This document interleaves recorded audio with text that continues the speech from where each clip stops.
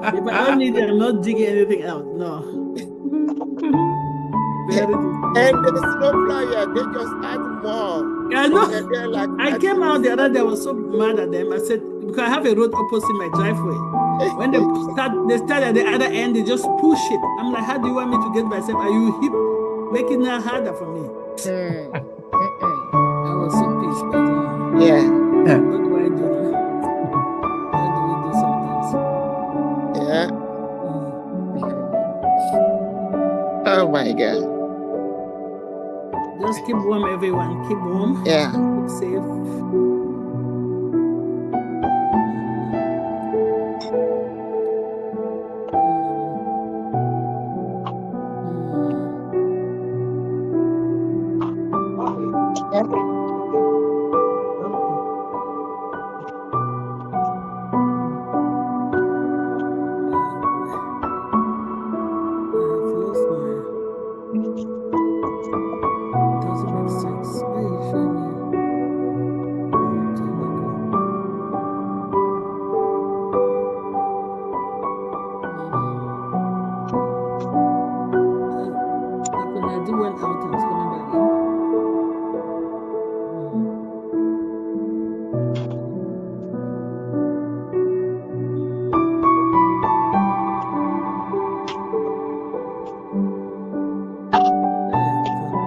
What happened?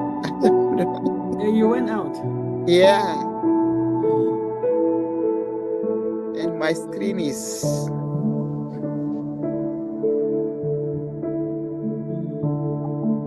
Are you sharing the screen? No. No, I'm not. Okay. All right. I'm back now.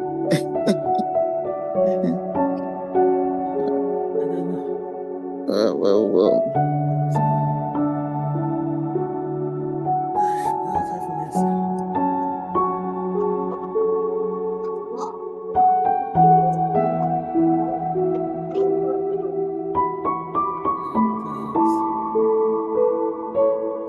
Queen Kanla.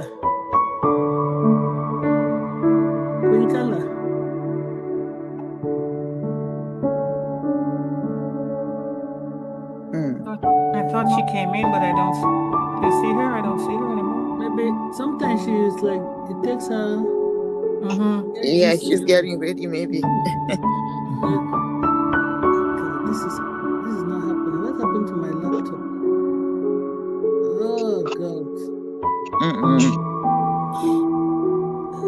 Jesus. Okay, maybe this is what I'm looking for. Let me see.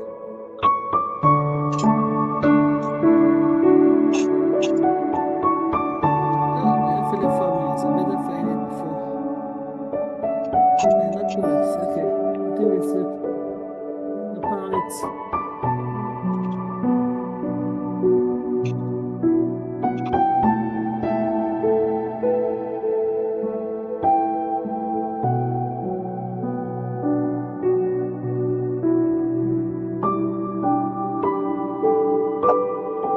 Welcome, Sister Lerato, everybody.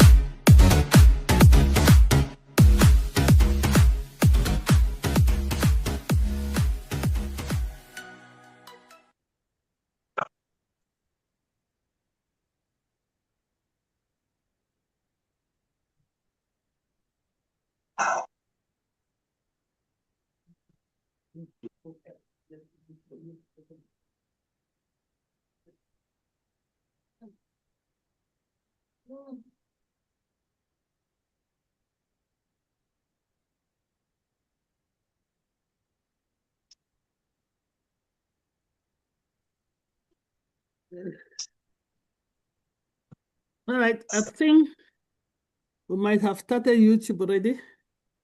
Let me just double check because YouTube is on time. Sister Debbie was here.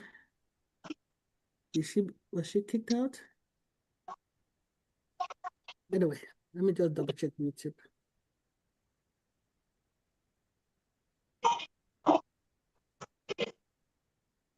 All right.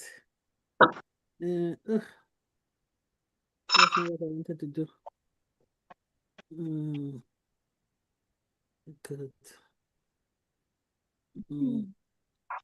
YouTube. All right. Oh, YouTube is on already. So welcome everyone. No, YouTube is on time. Oh Lord. Okay.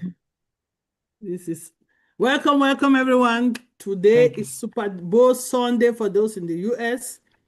I don't know what team you're supporting. I just hope your team win. For me, let the best team win. There you go. Oh Lord. Just with my cap is okay. Let the best team win. And for those that do Super Bowl, enjoy it. I went to the store, all the chicken wings are gone. I don't understand what is wrong with chicken wings at Super Bowl. Is that why you asked about cooking? Oh, please. Welcome to the Dream Team webinar. I'm not going to waste time, but as we always do, we're going to start with our signature tune to get us all situated. I see people are coming in. As they come in, we'll just say general welcome. So let me share and play our signature tune, and then we take it from there. Oh, lots.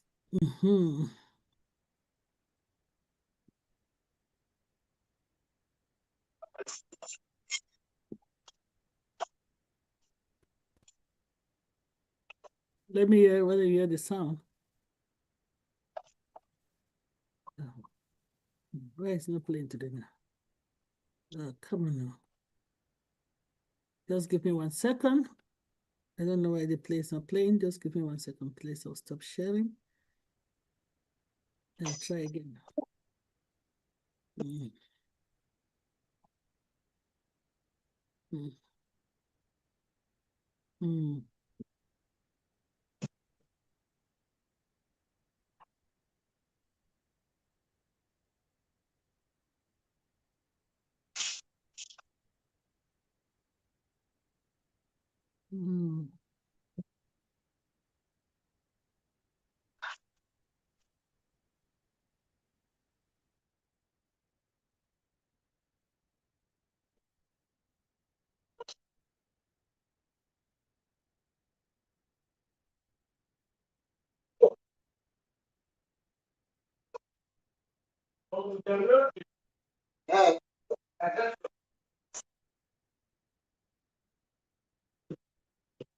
Bring the rubber.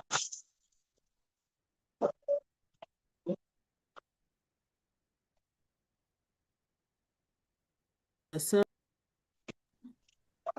let me try again to share.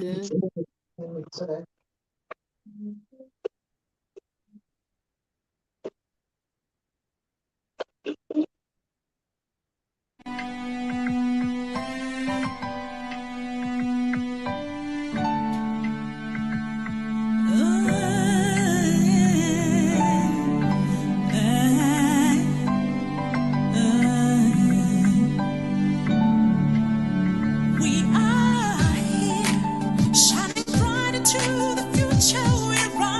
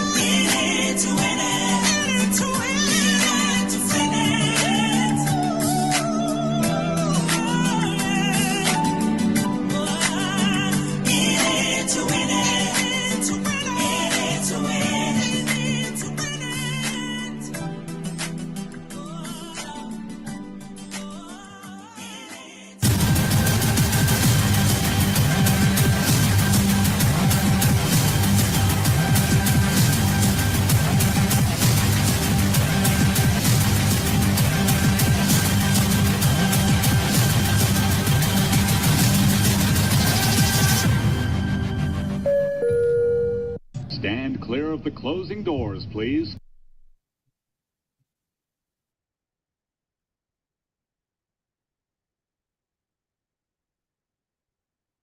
Again, talking on mute. In everything in life that you're in it, you are there to win it. Everything. Just living life itself. So this song is for me is very, very appropriate for my life. So don't ask, why do we keep playing it? We're playing it to remind ourselves that as long as we're alive and we're engaged in anything, we should be engaged with the attitude that we're going to do our best in it and we're going to win in it. Yeah, I know life happens. Yeah, when life happens, it happens, but you keep pushing. You don't give up, right? That's right. As people that are highly, what they say, highly favored. When my comes to speak, you hear she'll talk. My name, she's giving herself new name, Prosperity. Speak. Yes. What's coming out of the heart, you speak it in their mouth, it comes to pass. I'm not a preacher, but we will stand on that precedent that we are going to be successful in life as long as God is with us. So we will win it. Whatever you're doing, just believe you're going to win. Amen. Without wasting time, I know it's Super Bowl Sunday for the people in the US. I'm going to pass it over to the... Are we recording, sister? No, we're live, since we're live in YouTube. Okay, all right. Okay. Recording. But if we want, we can record just in case. But I see our YouTube is working well today. That's why. Yeah, okay. All right. Yeah, I looked and it is running smoothly. Sometimes I do recording when it's playing like a backup. But anyway, let me just double check one more time. Yeah, everything looks perfect on YouTube. Okay, since we're here to hear the speaker speak, I'm not the one. I'm going to pass it over to our moderators, Sister Irene and Sister Kanla. And when we go to Q&D, we're going to pass it over to Sister Yvonne and Dr. Benny. Over to you, Sister Irene and Sister Kanla.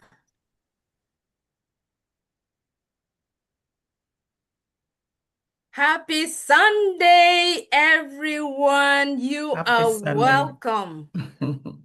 Oh my. Is everyone excited? Dream Team family, happy Sunday once more. Happy Super Bowl Sunday to those of us in the US who are, I'm sure, the alcohols, the popcorns, everything is ready. The chicken wings, the tickets and the euphoria is already outgoing. So yes, enjoy. Once we are done, you can have a wonderful rest of your evening. But for those of us who are not here, hey, I know even out of the US, some people still join in and follow the game and enjoy. You know, it's beautiful, especially in the moment where there is so much going on. So anything that you can find that brings you joy, that brings that moment of relaxation, or that brings that moment where you can bond with someone that is not necessarily someone close to you or family, but you see some good, some social events that can bond all of us together. So enjoy, and I hope everyone gets a wonderful evening. So for our webinar today, I want to take this moment to thank our host, Dr. Patience and Dr. John Ajongwen, as always. I know we say thank you, but we still continue to say thank you because without the both of you, this platform will not be here. We are 500 plus and counting and strong because of the platform. So we continue to express our gratitude to every Dream Team leader, those that were there from the beginning and those that are still ongoing, and for those that will come. We value each other's support, we value each other's contribution, and we appreciate and love each of what we bring to the table as a team. I know Dr. Pat always says all of us are leaders, and that is true, because it is thanks to all of us that we have been able to hold strong to where we are today. And As we move to our guest presentation for today, you realize that we have one of those strong leaders that has been leading us so powerfully. What an honor to have her grace us today with an exciting, beautiful topic, the benefits of travel. I am excited. I hope you all are excited. But before we get there, let me not jump and get too excited because we still have our mindset for today. And as we know, our mindset is what actually leads us into the presentation for the day. So without much further ado, we have our beautiful sister who usually graces us with our mindset. Now we have two of them, right? And each of them are powerful in their own way of making us be present. But for today, I know it is going to be our sister Lerato who is going to grace us. Queen sister, over to you. Beautiful sister, back at you too. How are you, my sister? Oh, Beautiful and fabulously blessed. good to see you. Thank you, sis. Thank you. Me too. I'm very excited. When you said that you're jumping, I'm so excited because Sister Davy's gonna talk about one of my favorite subjects. I love traveling. And yeah, so I'm looking forward to hear everything. So I'm not gonna be long. So thank you, sis. So before I even go further, I just want to say I want to thank God. I want to thank God for this opportunity to be alive, to give me an opportunity to express myself with life that He gave me, right?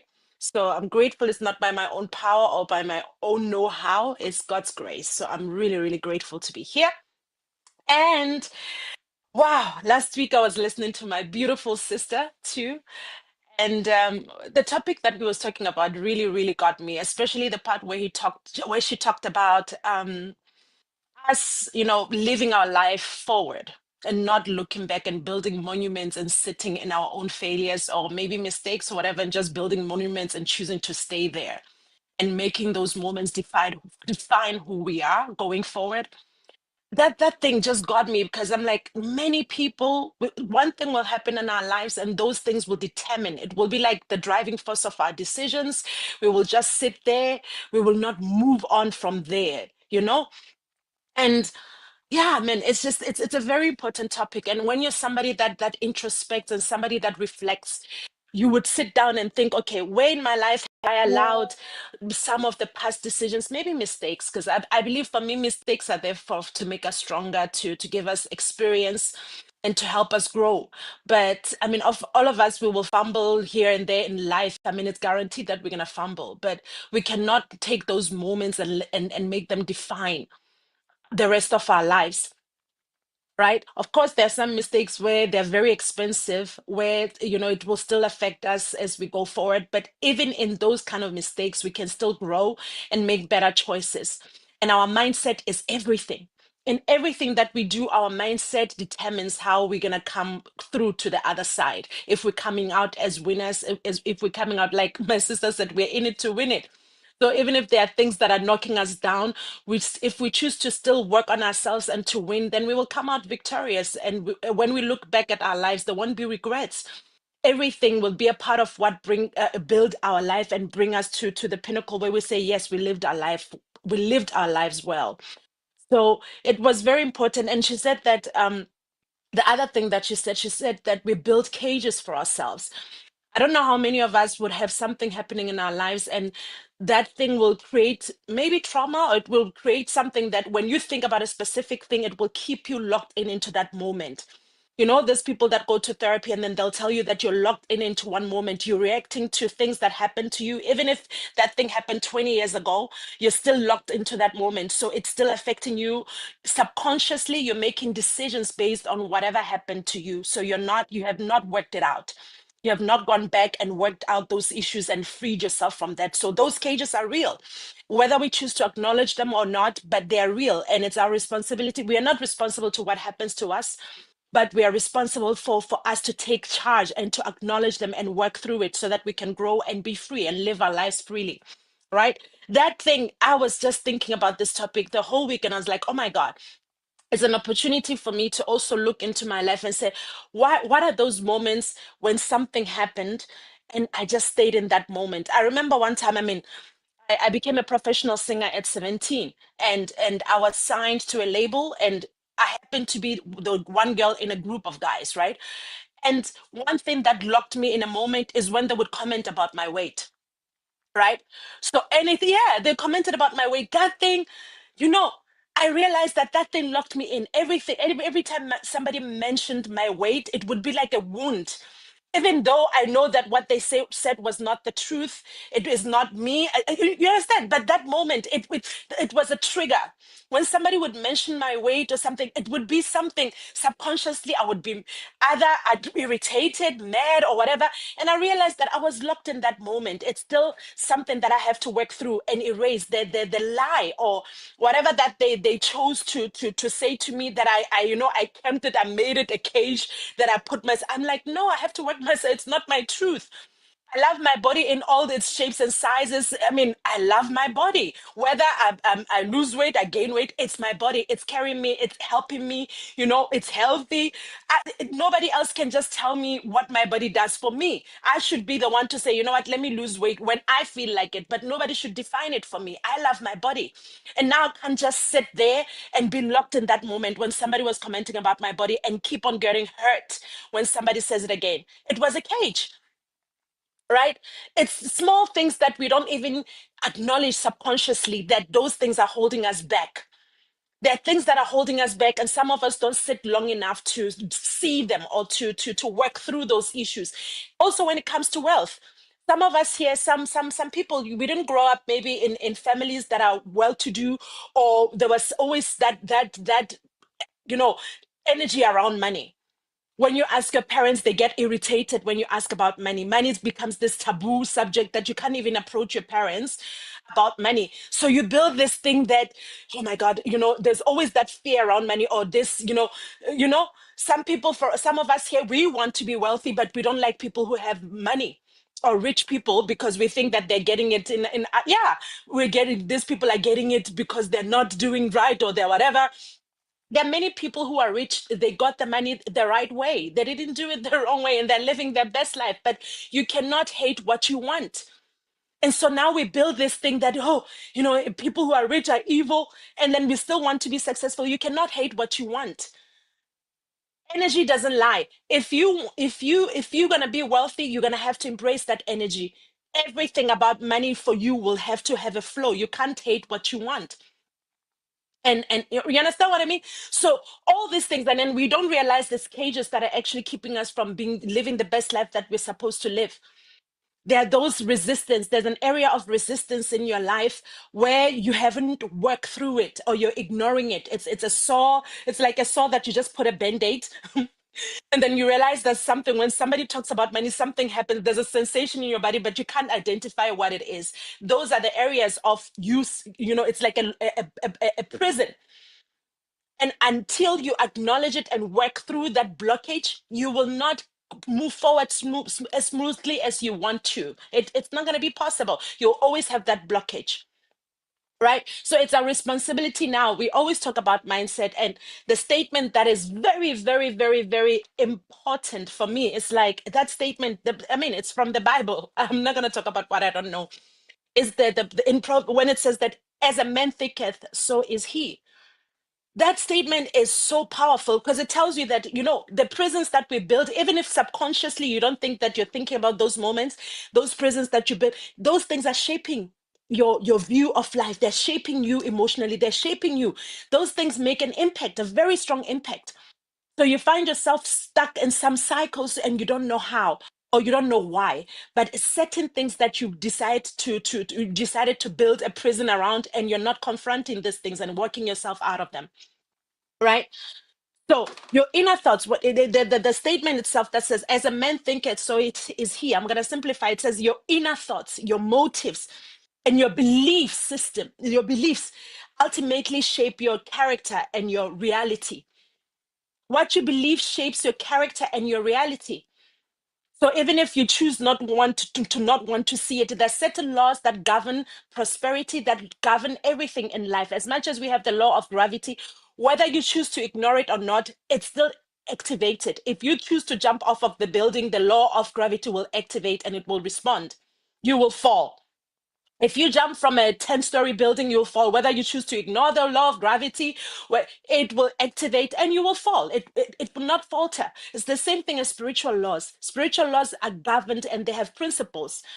If you don't go back and work on certain things, they will always pull you back. You'll find that when it comes to money, there's something resisting. I'm going to mention a statement and I want you to feel it in your body, in your mind. When I mention this thing, how do you feel? How do you feel? What happens? Is there something that says no or whatever? I just want you to really look into yourself and see how you react. The first statement is you are meant to live in abundance. Sit in it. You are meant to live in abundance. You're meant to live in abundance. Sit with it and see how you feel about it. For some people, when I said that statement, there was something that was like, yeah, but I'm not. Or a voice will counter that. Something will just, you will block it somehow. You'll be like, there'll be some, right?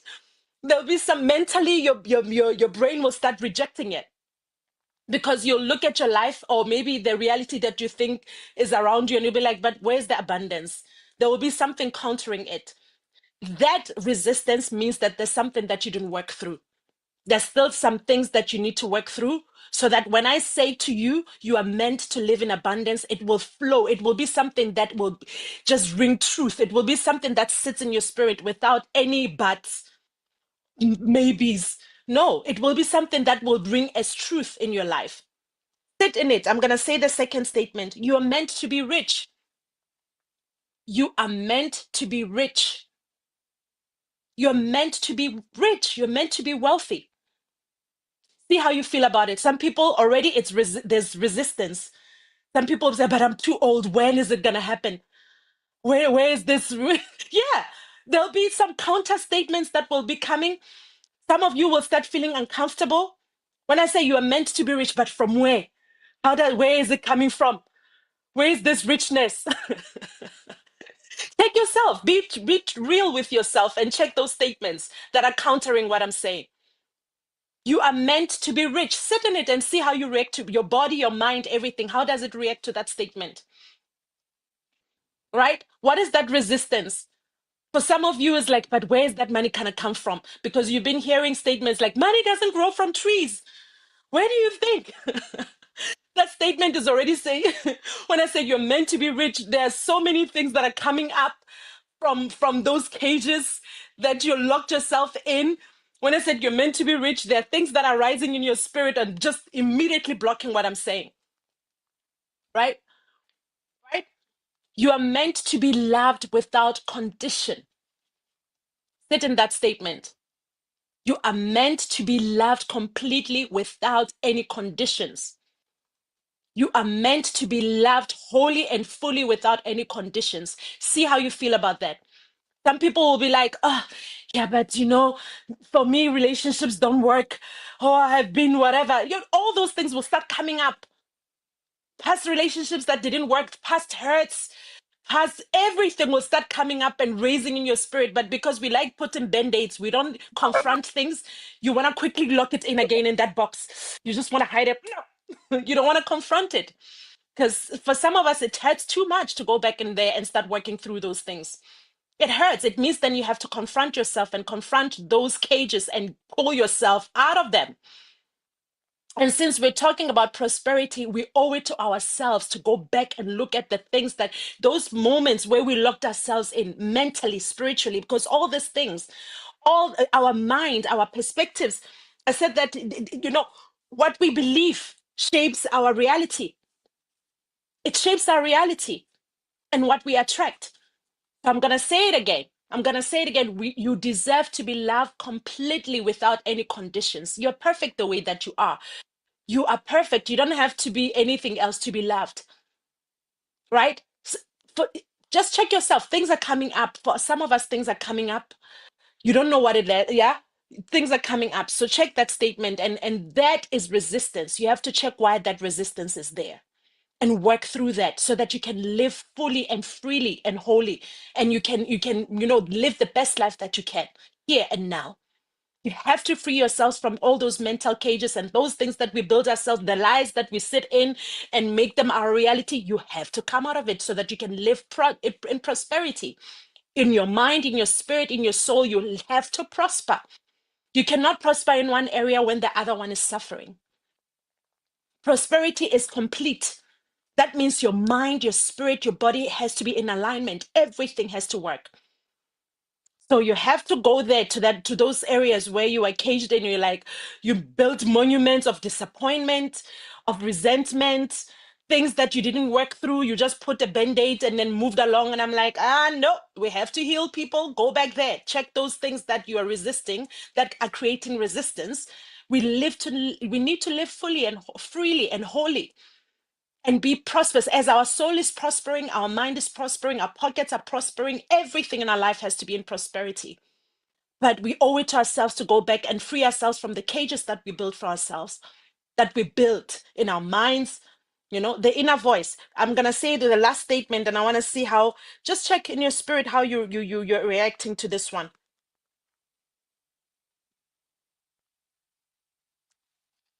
You are meant to live in abundance, in wealth. You're meant to live in wealth. You're meant to be wealthy. You're meant to be wealthy and to live in wealth and prosperity. How's your spirit reacting to that? Sit in it. You are meant to be wealthy. Some of us are looking at our lives where we're sitting. We had dreams, we had hopes, there are things that, or goals that we wanted to reach, or certain things that we wanted for our lives. And just because we don't see them around us, we think that it's impossible. Nothing is impossible, guys. Nothing is impossible. You see, as soon as you are in alignment, because when you're in alignment, you start pulling in things that agrees with God and that agrees with good, right? So we have to be in alignment. I'm going to say that statement again. You are meant to live in wealth. You're meant to live in abundance. You're meant to live in freedom. Love is supposed to be abounding in your life in all forms and shape. You're meant to live in love and light. That's your inheritance. Because we cannot be children of light and then we're busy dabbling with darkness. How? Something is wrong somewhere. So we have to be in alignment. So to check those statements, as soon as I mentioned something and something was trying to block it or resist it or fight it, that's your place where you have to work. You have to put in the work and figure out for yourself, what is that thing that is blocking? What is that thing that doesn't want to stand in agreement with that truth? Because we cannot be children of light and children of an abundant God and we're living in lack. We are here scrambling for scrums. How? We are here scrambling for scrums. It's just strife and we are on our knees, just like, just strife. For what? Why? Right? So that means then everything is there for us, but now the access means that there are certain things that we have to go back. We have to ask God to reveal it to us. So what are those areas in my life where I'm still stuck? How do I come out of it? You have to also make a conscious effort to work yourself out of that. Your belief systems, where when somebody says you are meant to live in abundance and you want to say no, but this area, oh no, yeah, but I'm not. Those statements, you have to working through that in your spirit so that you can live in the freedom that is meant to all the children of light. It's meant for us. That is our reality. When we are in light, those statements should feel good. They should feel like the truth because they are the truth. It should feel like something your spirit should automatically agree. Yeah, thank you, sis. Yeah, those things are supposed when I say that statement, it should be something that it should be so true and ring true to your spirit without any kind of resistance. So, but if there's a resistance, we have to work through those issues and come out of the cages that we built for ourselves.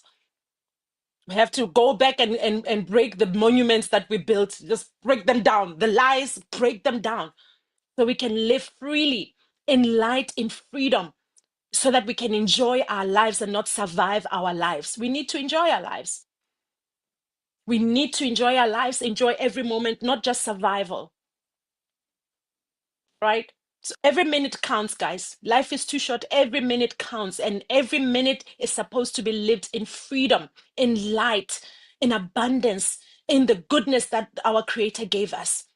Because the earth is the Lord's and the fullness thereof. There's a fullness that is waiting for us to be healed in order for us to have access to. So you owe it to yourself to live a full life, that all those things that are there for us, they can flow easily and they can agree with us completely. And we can also agree with good completely without any resistance. So I'm going to stop here because we're looking forward to hear my beautiful sister, Debbie. So in case somebody didn't tell you that they love you, I want to tell you that I love you so much. And thank you, thank you, thank you for allowing me to speak. Thank you.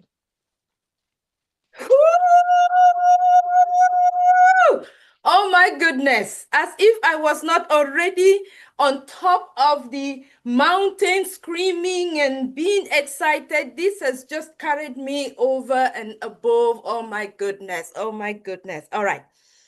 Maybe Sister P, I see you couldn't wait. All right, let me calm down. You have to calm me down. You have to calm me down. Are you trying to calm me down, or who is going to calm who down? All right, let me allow you go first. Please, you guys have to calm me down. I was bursting, like, you know, when I started, I was trying to say that what a man ticket. Remember, I said that, and is this should I call it telepathy or what? My sister, I don't, as I said, that people calm me down because I don't even know how to express myself. Yeah. This mindset today, Yeah. hey Jesus, go back and play it. It's on the YouTube. Yes. Both Deep Dive Global Change Line and Dream Team. Go and play this mindset. Yes. Because we say we pray and God doesn't answer our prayers. Why? Because we pray and we say, but God doesn't share his glory. Anybody say the glory belongs to him. If you don't trust him, you cannot help him. Remember when he sent, sorry, I don't want to quote the Bible, yeah. Was it David, the shepherd boy? He said, just go with your, is this, we call it rubber gun in Cameroon, right? That thing they put the thing. Just go. Slingshot. A slingshot. Yeah, yes. So just go. So no, you're not going with any army, because you go in an army now, the army will take the glory. Please, what we think is what we will achieve. If we say we are broke, we will be broke. If we say you are poor, you will be poor. She has said it. It was just funny because I had this 1 hour plus conversation with my niece yesterday, and this is all we were saying. We said even the Christians sometimes say, "Oh, we desire, we like desire the spirit of the tongue," but I can't speak in tongue. That thing doesn't look real. It's in the Bible, and we baptize you, right? We said it, and but we take it away again by our mouth. The tongue is powerful. Our thoughts, Sister Yvonne and Sister Lerato have told us all the time. Our thoughts. Oh, I cannot recruit. Yeah. But if you say now, if anybody is doing this, if you're in any business, I'm saying that for business. If the people that are doing this, do they have 2 heads? There are 8 million people in the world. Because we limit ourselves in our little circle. If you remember, God said, do not measure Jerusalem.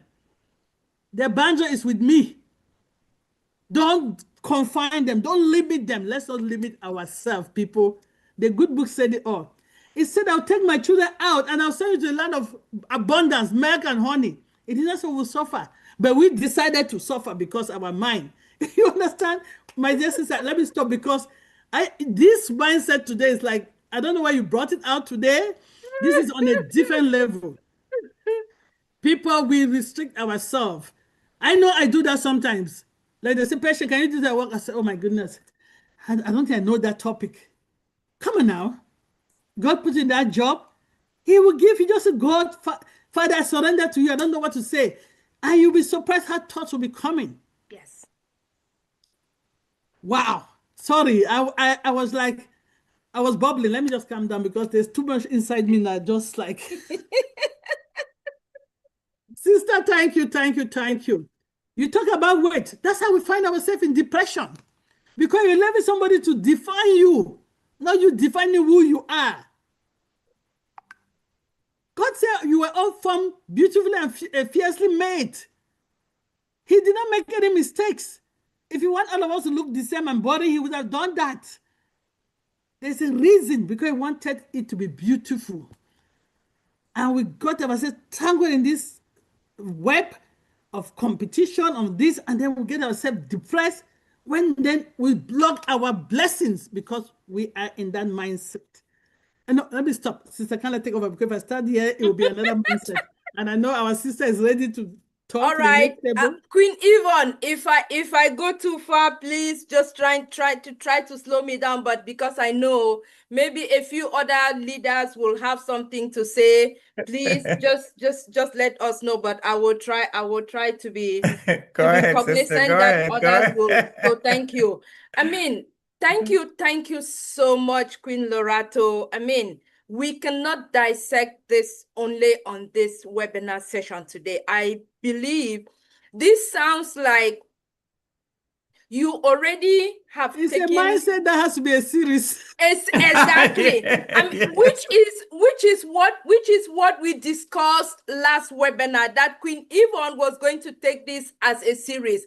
Apparently, you have already done the next step of the series. So yes. I don't know, maybe between the two of you, how you coordinated to bring it to us, because this is relatable. This is reality. This is our lives. And these are some of the things that either due to omission or due to forgetfulness or due to familiarity, we tend not to realize what we are doing to ourselves by putting ourselves in those cages.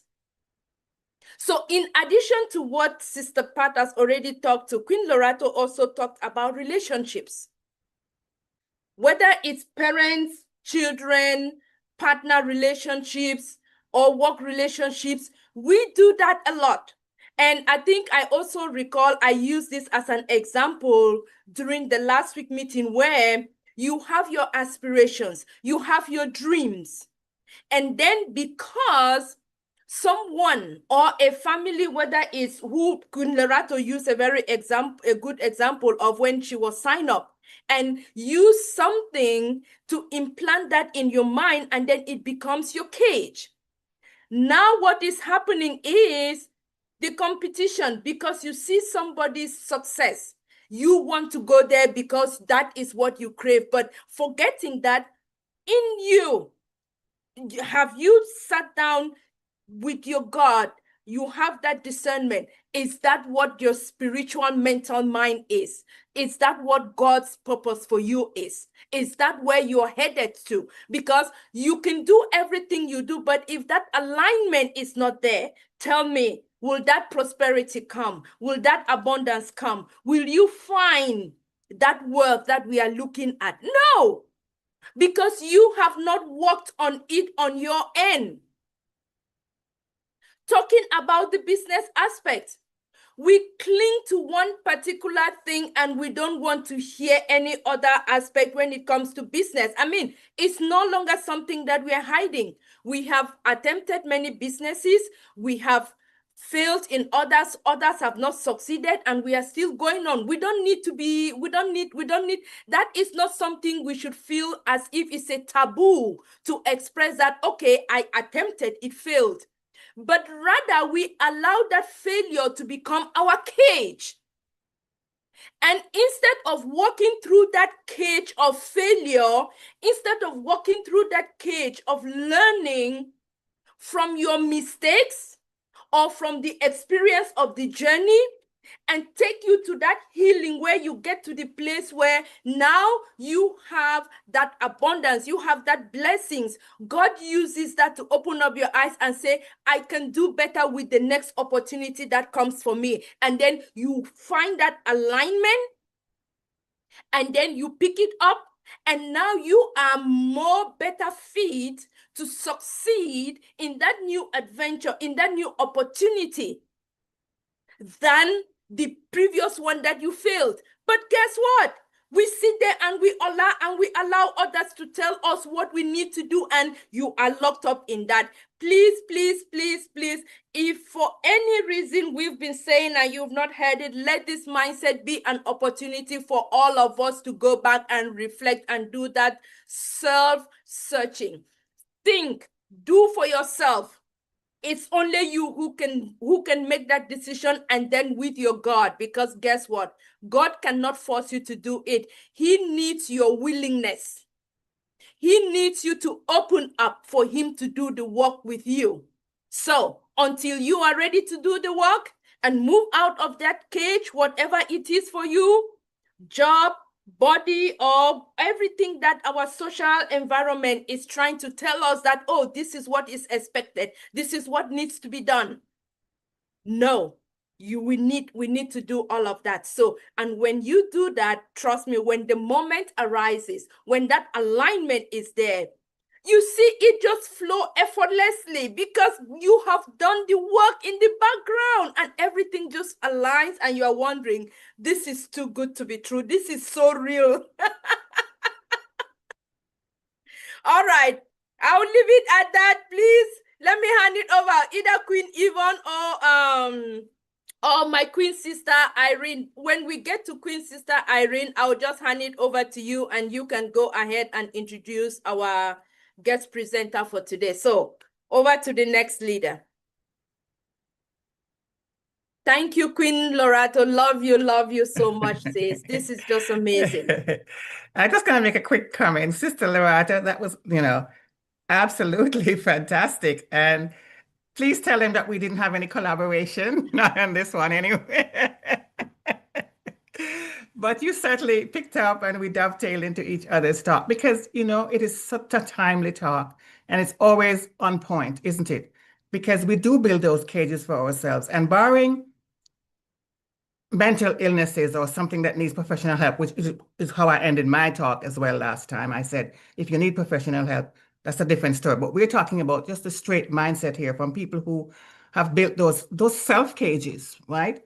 We're talking about people who have just stood there looking at that door while life is just passing by year after year after year because one door has closed.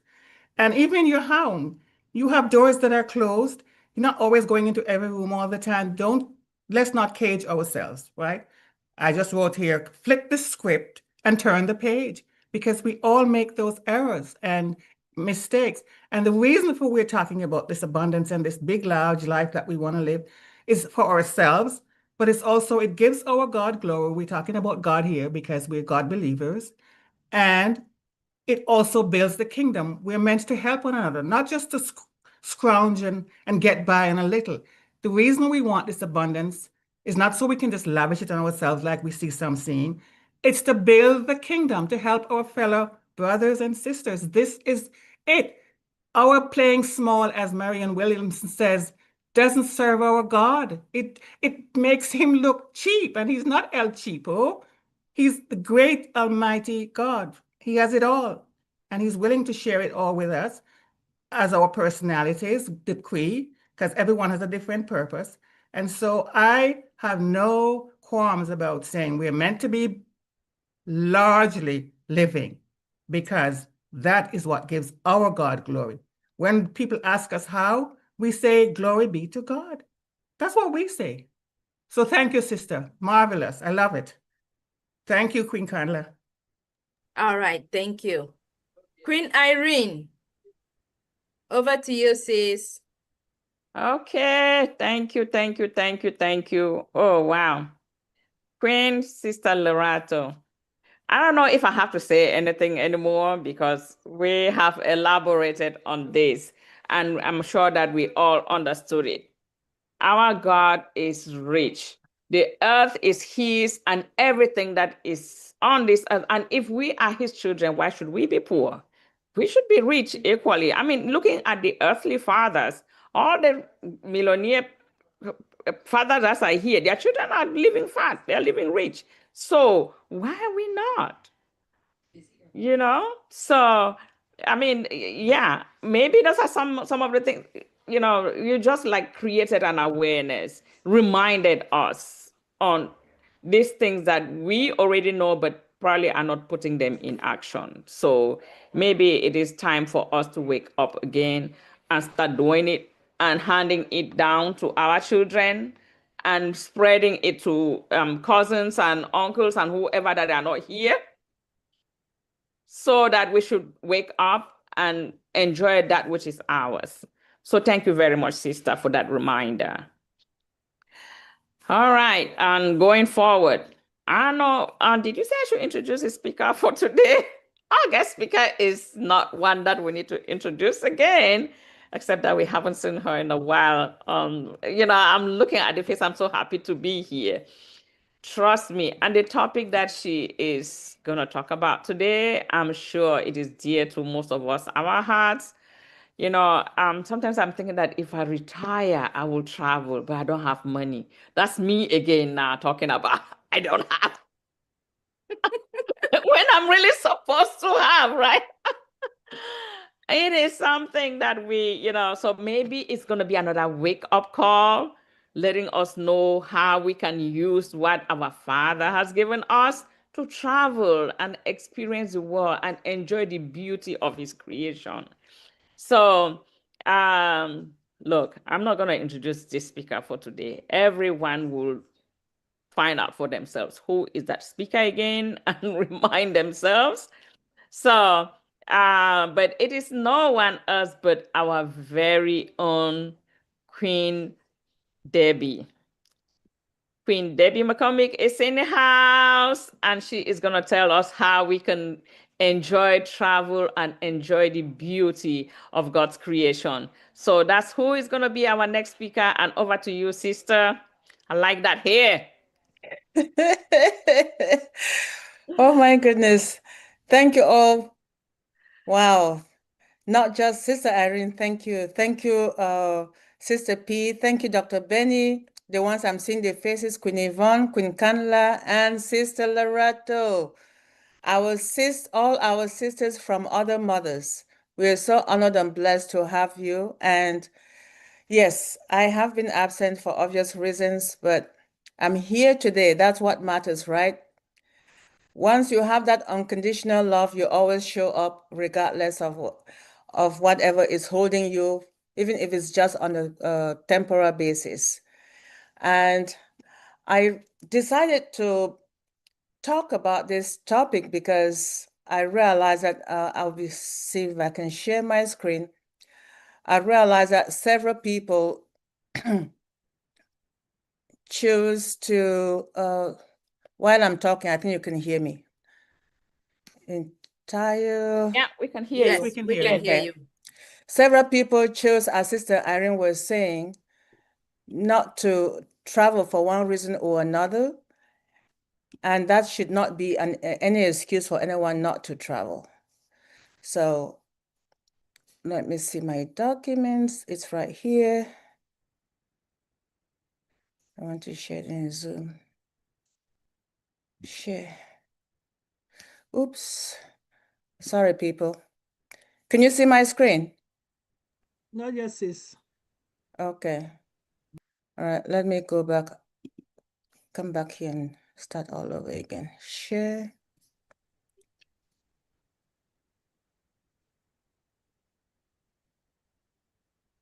Oh, Presenter layout and then share here.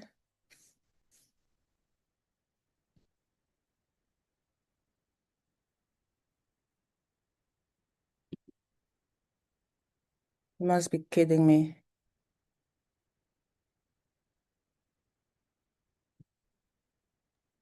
Share. Okay. The people of Mark. It's Mark. yeah, people this of Mark.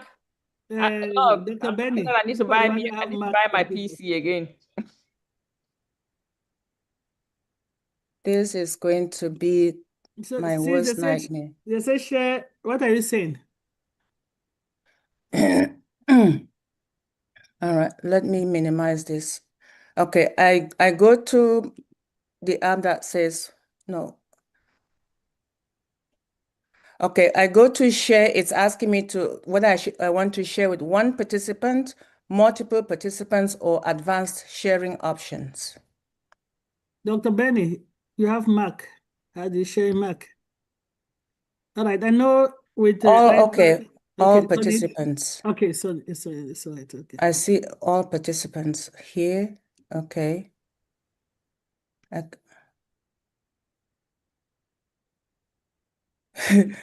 Dr. Benny, why are you shaking your head? She's trying to say she doesn't have Mac. Because I don't have Mac phone. You don't have a Mac laptop? No. Okay, I thought you had Mac. You just have an iPhone. Okay. I have Mac, but go to share. Let me see. Yeah, Sister Ivy on your Mac.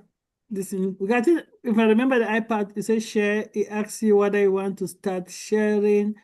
They ask you whether you want to start share in Zoom. There's something like that. I don't know. I can't remember. I don't use any Apple products. Sorry, guys. But this I was not expecting this. It's okay. I am. So when you say share, it goes at the top. It will tell you what is you're sharing from your screen or documents or advanced. I don't know. Yours was giving different options. So usually do share screen. Then the document is okay. Screen. Sister Debbie, you're sharing now. Yeah. Okay. Share. Screen. I want to share my screen. Sharing now, do you know where your document is? Is it on your laptop or where? Yes, it's okay, in that's my, it. Got you. Okay, we've sent it. This is my document. All right, we're good to go. This is my document here. You are sharing. Let me get rid of more. Good. We are there now. They just have to put it to slide view. They were fine. Yeah, this Mac, I don't know why I bought it. You bought it because it's a good computer to have. But I don't know how to use it. It's me. All right, sis. Yeah, we can see okay, it. Okay, here we are. I have to make it really. I thought it would be important for us to understand the benefits of traveling. And I believe that if we have to start by looking at the previous modes of traveling, which was by foot, by ox cart, by horse, camel, locomotive, as opposed to the modern ones that are by car, train, bike, boat, ship, or airplane.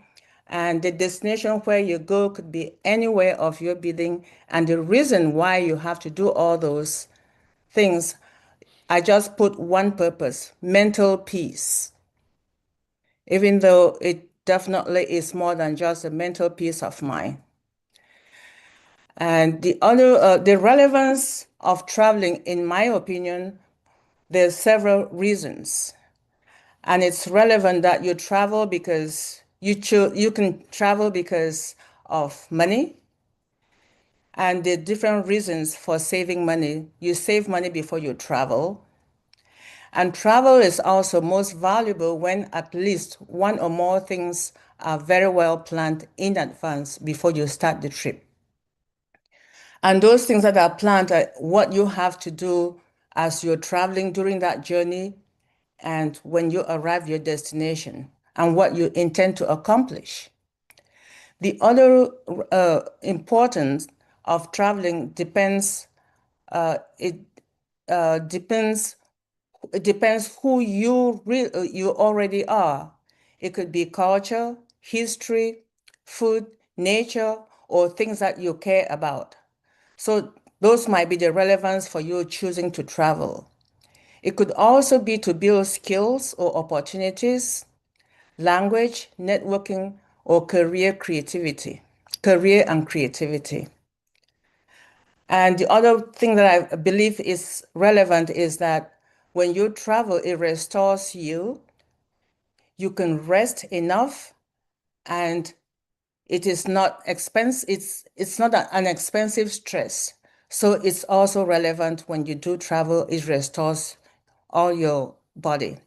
The other thing that the relevance that I believe is it expands your perspective And that is very cheap because it's a big contrast to your daily life. When you get out of your comfort zone, either geographically or mentally, your perspective change about things and about people as well. And if a destination doesn't hit one of those things that I've just mentioned, it's probably not worth traveling at all. So it might be worth limited resources, or because you have accumulated and you want to use some of it to see other parts of the world. That could be another reason for you to travel. This is a slide that I borrowed from Miriam Beard, and here, how to go traveling. And she lists a couple of things that I felt was relevant for us to talk about. And the first one is to, first of all, do a research about where you want to go, what you want to do when you get there, and how to get there, and how much it will cost. So that is the step one. And the research, anyone can do it. But then the next one is create a budget. Now that you know what you want to do you have money set aside? So step two is as equally relevant as is step one. And then step three is to plan, schedule the dates. How long are you going to go for? A week, a month, a year, extended periods of time. You book the flight if you're flying by air, or if you're going to go by whatever means. If you're going on a ship, on a cruise somewhere, you book that one nowadays, but in those days it was a different thing altogether. Then you can reserve your accommodation. Now it's time for you to head out, right? And when you travel, it certainly is for you for sightseeing. You see places, and that changes your mind and what you're seeing. I can just give a simple example. When I've made 3 trips by road from Chicago to California. The first time we were driving, we got to the Colorado mountains, and I heard a lot of things popping in the car. I had no idea what was going on. But I realized that we had in bags, we had potato chips and popcorn. Because of the elevation, the popcorn, it just popped out of the bag and the entire car was filled with popcorn. I have never experienced that. So I now understood the difference of traveling from level land areas like in the desert, going through Nevada and getting to the Colorado Springs, the Rocky Mountains. But that was my first experience. The second time, it was something else. We had beer in the car and it just popped open and it exploded everywhere inside the car. So my experience of driving from Chicago to California and back, each time it was a different experience, very unique. I'm going to rush through this so I do not keep you all waiting. Super Bowl today, I'll make sure I make it fast so everyone can go enjoy themselves. I have 16 reasons on why to travel and why it's good for you. But I think I don't think I can talk about all of them. I'm going to just talk about a few and then save some for next time when I'm not in a hurry for myself and for all of us, especially our Series again, viewers. part 2, series. Yay! So, well, there are plenty of benefits to packing your bags and traveling the world besides trying out exotic foods, learning more about different cultures. Traveling can also improve your physical and mental well-being. If you have been listening to Sister Lerato, honestly, the mindset leads us to this part of this presentation today. And when you do all of that, not only your body, but your mind and spirit, and the relationships that you have, relationships within your relationship with yourself, relationship with your loved ones. It could be your spouse, it could be your children, your extended family, or for those who have grandchildren, it could be with your grandchildren, or even friends, or with a classmate, or with schoolmates. There always are reasons for you to travel. And I'll talk about few and I'll skip the rest until next time. So 86% of the people who travel, they travel as a couple. And the romance is still alive in their relationships. This is what they will tell you. And some people travel just like friends. They meet somewhere, and then before they come back, they're fiancés. And before you know it, they're getting married. So that's one very important thing that you get out of relationship when you travel. Now, you may be traveling without even realizing that you think of somebody, oh, I'm just going here to visit this person. You get there and then you run into someone. And that someone turns out to be your life partner. So travel does not necessarily mean to go and spend money. It leads to relationships. Now, 2/3 of the couple that say a getaway weekend is more romantic than gifts. So instead of showering one another with, oh, I think I've known you for so long, you like XYZ type of food, let's go and eat here. No, let's get away and go to a place we haven't been to before, maybe to visit a friend, to visit a family, or just to check out another part of the world that you haven't been to or another part of the country. And I'll come back to me on this one because I chose a weekend when I was in my tiny little town of Mbelewa in Kwen, the northwest region of southern Cameroons. I chose to travel from there to the French-speaking part of the country. And that getaway was just because I was overstressed. I was working at the governor's office and the work there was just too much. And on weekends, sometimes they'll call me to come into work. I will go to church on Sundays. By the time I'm coming out, the governor's driver is waiting there saying he needs you in the office. So I never really had time. So at one point, I had 5 days vacation and I decided to go to Yaoundé to visit a friend of mine who used to live with me and was going there for high school. And that led to me meeting my husband. It turned out to be a romantic getaway weekend where I met my husband. Ooh. And for decades, we've been together. So that may sound funny, but yes, that's what I got out of that trip. So the other one is the reduced risk of having heart attack for men who take regular vacations. Because if you stay in one place, and the percentage of those men is 32, you stay in one place, you do the same thing over and over, it's not a good idea. Take a break from it, go and relax somewhere before you return to that regular job, because sometimes it's the work and not necessarily the household where you are. And 21% of the men are less likely to die early if they take a vacation. Because when you go away, you relax, you have more reduced stress. And it's good for you when you return back to work. Now you're thinking of that vacation, you're already planning another vacation, coming back from a vacation because you had some fun, right? Anyone who tells me no, I will tell you no, I'm right, because we have talked to people who have done this and it's very successful. Now, the other 50% of those that this research made is that it reduces the risk of heart attack for women who take regular vacations. Believe me, this is also true because you tend to mind what you do during that time. You're constantly excited, you're exploring good things, you're having fun, you're not stressed, you're just enjoying the company of the people who travel with you. That's a good thing. And the other aspect of it is cortisol. And traveling decreases the amount of cortisol, and this is the stress hormone that we have in our bodies. And minimizing this is very helpful. And I hope that all of us who are listening and will continue to listen will take this as a reason to always take a break.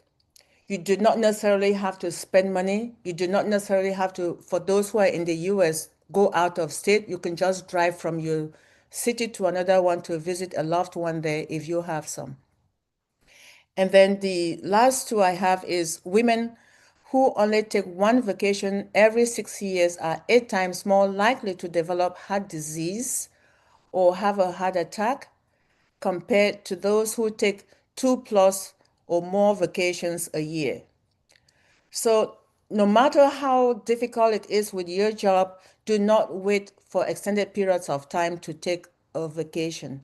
Please try at least once or twice a year to take a couple of days here and there. And when you take those days, don't sit at home and start doing house chores. Get away from everything. Get away from home. Even if you have to drive somewhere and spend the night there and then drive to another place before you come back, it's good to do that. Do not stay put in one place. The other aspect is that women who do not take a vacation are twice as likely to suffer from depression. Don't sit in one place and say, oh, this job, it is so demanding. What can I do? Only you can make something change. Only you can do something to what you are experiencing. Even if someone makes a suggestion, that suggestion may not necessarily be what will help you. You know yourself. You know you're stressed. Take time off. Walk away from that stressful job. Walk away from that stressful environment at that time. Go away, recoup yourself, and come back for something that will be waiting for you in a much more nicer environment. Don't get depressed. Don't even think about the word depression. Just say, I need a break. I have to take this. I need it for myself, right? I'll skip this one and go to my next slide. All right. So I made a mention here of why people traveled in the olden days for searching for gold, greener pastures and food, and then experiencing new cultures, meeting new people. I mean, it's very clear. We know what it means searching for greener pastures. Sister Irene always talks about it, but not the dangerous way where people go into all those bamboo boats and then they capsize and they lose their lives. Not those type of traveling. It has to be a safe one and to a safer place and experiencing different types of food. For example, I recall we traveled all the way from Lesotho to the other part. We went to Namibia, and every town we were traveling through, we made sure we stopped by to stop in any restaurant, whatever it was, any local restaurant or even a market on the roadside to taste street food. And believe me, I learned so much about living in living in Southern Africa because I discovered that the food they serve there is half the food that is served in West Africa. And the food served in West Africa is 50% more than what is served in Eastern Africa. So I've learned a lot from all of that, but they have one similarity, something they call in South Africa papa, is called in East Africa ugali, and in the western part of the continent, fufu. So I think that's mostly Cameroon, but Nigeria, they call it uba. Is it, Sister Patience, what do you call it, uba or Eba. eba? or swallow. Okay, so this is a common meal that exists in the continent of Africa, but they have different names, but it's derived from the same thing. But the way they prepare it varies significantly, and it's just so nice to taste them. And the street foods in Southern Africa is the best because they have all 5 meats, all the game meats. If you are a carnivorian person, you're going to eat there and you'll probably never leave that part of the world just because of the new food. And the culture, boy, if you listen to the music, Sister Lerato has a wonderful, unique voice. I can listen to her nonstop. The music is so good and the way they dance is so elegant. Not only traditionally, but in the churches. I go to church, I just feel like, do I have to go home but yes, you have to go home because you need to come back for the new music the following year. And my experience was meeting people in my first church when we were there. And this woman, I was crying at the airport because when we got to Joburg, our luggage was damaged. And we got to Maseru, I was still crying because it came in tiny pieces in plastic bags. I said, no, this is not my suitcase. She said it was my suitcase. And my baby was crying. Both of us were crying. And the following day we went to church and she came to me and said, meh. I said, what is meh? She said, Mommy, I am sorry. I saw you at the airport yesterday. I said, you saw me at the airport yesterday? And she said, yes. Because you're in church today, I will help you track and make sure they pay for your luggage. I said, how do you know me? He said, I am also your neighbor. So I saw her at the airport, went to church the following day, and I saw her there, and she lives next door to me. And what a coincidence is that? So that the rest is history.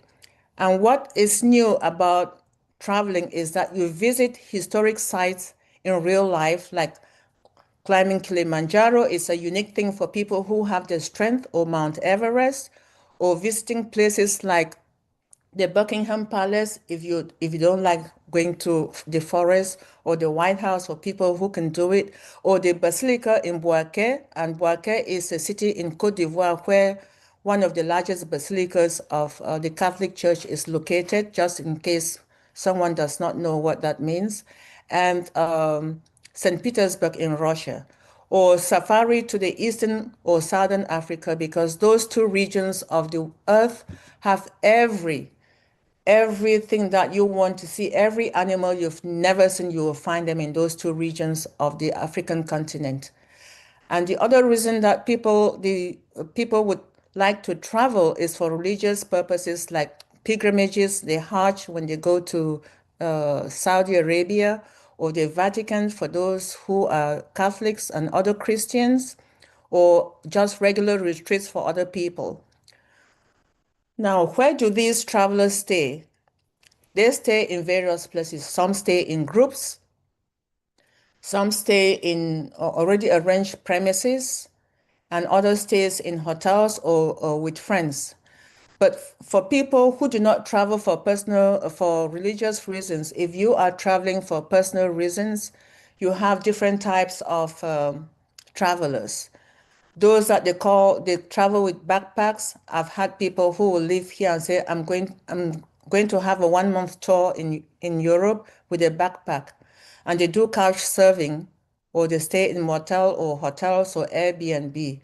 And the couch surfing ones is the cheapest of it all, because you just find a place where people have signed up to host anyone who is a backpack traveler.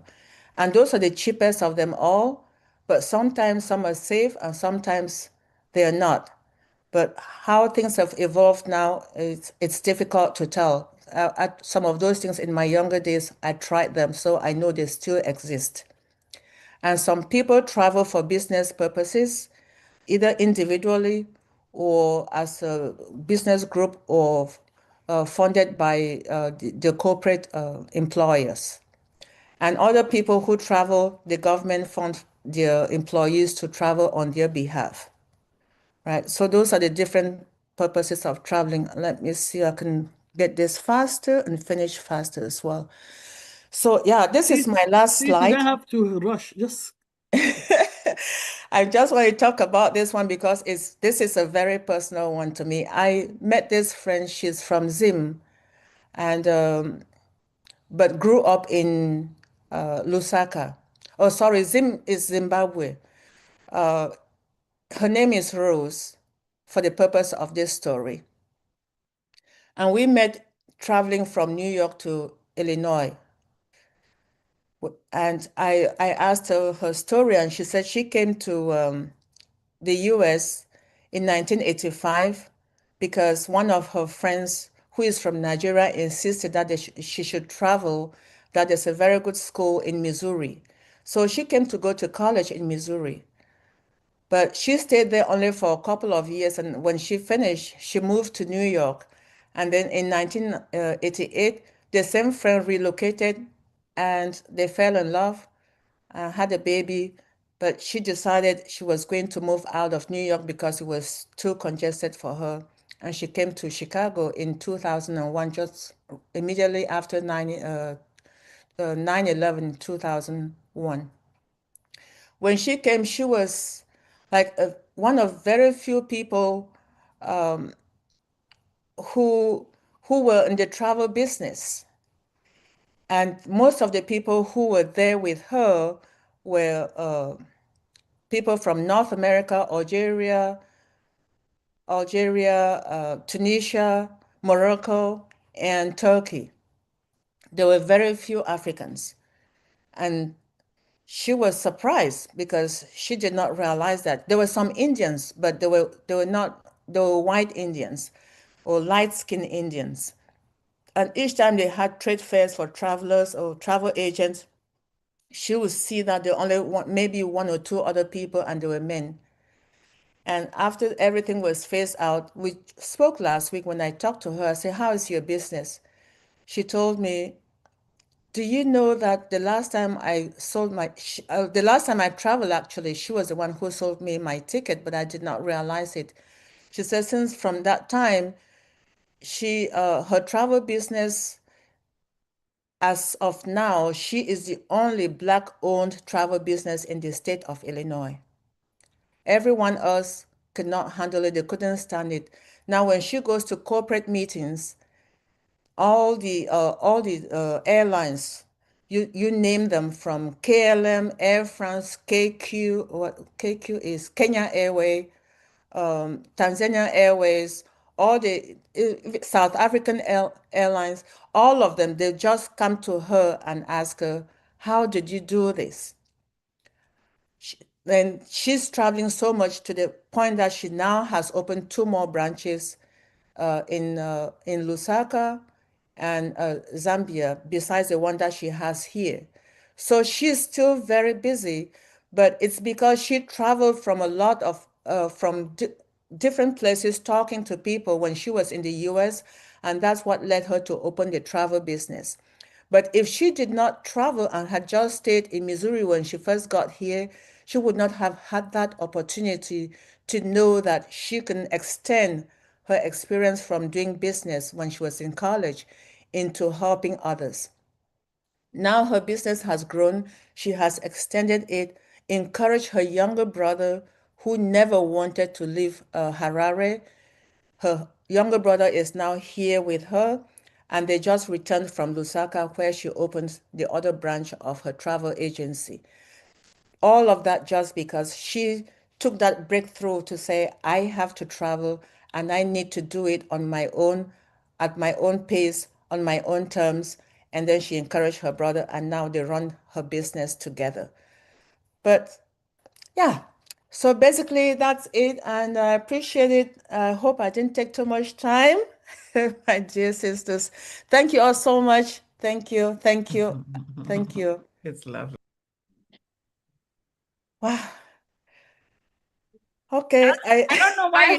I hope the applause is going across. If nobody is hearing, It is going across, yes. I don't know why you skip some of those slides because Part 2 and Part 3 and Part 4 are coming. Yes. No, I had too many reasons to put in there, and I had about 17 slides. So I slashed it. Part 2 and 3 and 4 are coming. Yeah. Series 2, 3, and 4 will be coming. Yes. You know, what did you say? That women that don't travel, they do what? They get depressed? Depression. Yes. Yes. I It's need true. to get out. Please, I don't want to be depressed. I don't travel that much. Last year I did one travel where I went to Cameroon and came back. I'm in this house. You know what? My husband is sitting on the other side, so he was listening. We need to travel. Sis, thank you very much. I told you guys. I said when Queen Sister Debbie is here, she is here for business. Oh yeah. She means it. And yeah, there are things that we don't even know that they can be helpful to us. There'll be times, I mean, I have a lot of vacation. I'll be taking it a couple of days here, a couple of days there, but I sit at home and do house chores, like she said. Sometimes when I feel like I need to clean my house, then I'll take a couple of days and stay home, clean the house, get me a bottle of beer and drink, and I'm thinking, yeah, I've done it. I need to get out. Yes. And yeah, we have friends. We have friends everywhere. Maybe I need to start maybe with New Jersey. All these New Jersey people. I can drive to New Jersey easy. So thank you very much, Queen Debbie. Oh my God. I'm going to let everyone, because I see all these smiles. I'm not going to keep it. I'm going to let everyone talk. So, hey, over to you guys. Dr. Patience has her Sister hand up. Lerato I know. I'm like, these two ladies, please, I hope people did not come to kill me today. You know, there's a connection, right? There's really a connection on this talk today. Yes. And one thing we've learned from Princess Debbie, Princess Debbie, you didn't take enough time. You did not take enough time. Next time, give us enough time of this. Anyway, one thing one thing that let me tell my own connection with the two topic, right? A lot of us, you people know the people I'm talking of. From my, is it Queen Debbie? You call it what? What is South? Global South. Global South. Global South. They don't A call lot it of developing us country. Global South. Yes. have used our mindset to restrict us, including me. I would say, wait till that travel serve. I'll take a staycation. I don't know what that even means. It means take a staycation. What is a staycation? Staycation. You know, Sister Lerato, Queen Debbie, thank you. We restrict, our mind restrict us. And I've realized a lot of global south that say, what is vacation? What is that foolishness? What is that stupidity? My children are all grown now. To make a vacation, family vacation, is going to be more difficult because now you have to ensure that everybody can take time off their job. But when they will grow, I was like, you don't need that. Because I was just, what do you call it? Laser vision. And especially for us from Global South, we'll be pumping the money for the general extended family. I would say, oh, let me even go to the beach, right? Beach. Let that beach charge $10. I'm not going. I said, that's 50,000, that's 5,000 Cameroon or 6,000 Cameroon. They can buy oil, fish, and I'm going to put my foot in water. Now I'm telling you my own experience. Okay? So this topic, both of them today is very important for me. And we have realized that travel is a product. She just shared her experience. One lady opened a travel agent business. So it's a product. It's something people use as long as you make it please don't get me started. So we don't go on vacation. Yeah. Then when we're now retired, we don't even know what to do with ourselves. That's why some of us are scared that, what if I go there? I don't understand the culture. But that is education. Correct. When I went to my daughter's graduation, the one that just married, they had a graduation in Rogas called, and it's a Latino African graduation, rite of passage. They do that. And that's where you go, and a lot of people are the first to graduate in their family. So they make that graduation fun. I think this is the first time I experienced it, and after all my nieces I went to Rogas, I will go to that graduation, not their main convocation. One of the speakers one day came and says, graduate, you guys travel. I said, stop saying that they travel want money. That's me saying that, right? Then my daughter did what Sister Debbie said. I'm taking a backpack and doing cash, whatever you call it, surfing. I'm going to Europe. Like, with what money? Cash, and how? What? He said, Mom, you don't get it. I'm like, what don't I get? You guys just keep wasting money. What are you doing? Risking your life just going to places I know? He said travel is education. And it's true. A lot of that, us that are in corporate America, you see, they do this. I think Sister Kanla did a lot of that diversity and inclusion. Do you know why they do that? Because we are different. If we travel, we'll understand people. And when you have them in an organization, you will understand that the expressing differently, it means differently, is not something that is against you. Exactly. Let me share one quick example. One of our nieces came from Italy We were in England at that time. And, we talk in our family very passionately. Sometimes our tone can be so high, we're in something. So this poor child thought we were quarreling, right? Thought we were arguing. So he said, auntie, bastard. Oh my goodness. Before she wanted to say the second time, she received a slap. Who are you calling a bastard? Sorry. It's true story. Again, if we were exposed, we would have known that that's Italian to say it's okay. It's okay, yes. But she had bastard thinking that you're saying that she's a bastard. Another situation, again, because we don't travel, we don't understand the language barrier and how people express themselves. Yeah. So I don't know how to say the French properly. Maybe Sister Debbie will help me.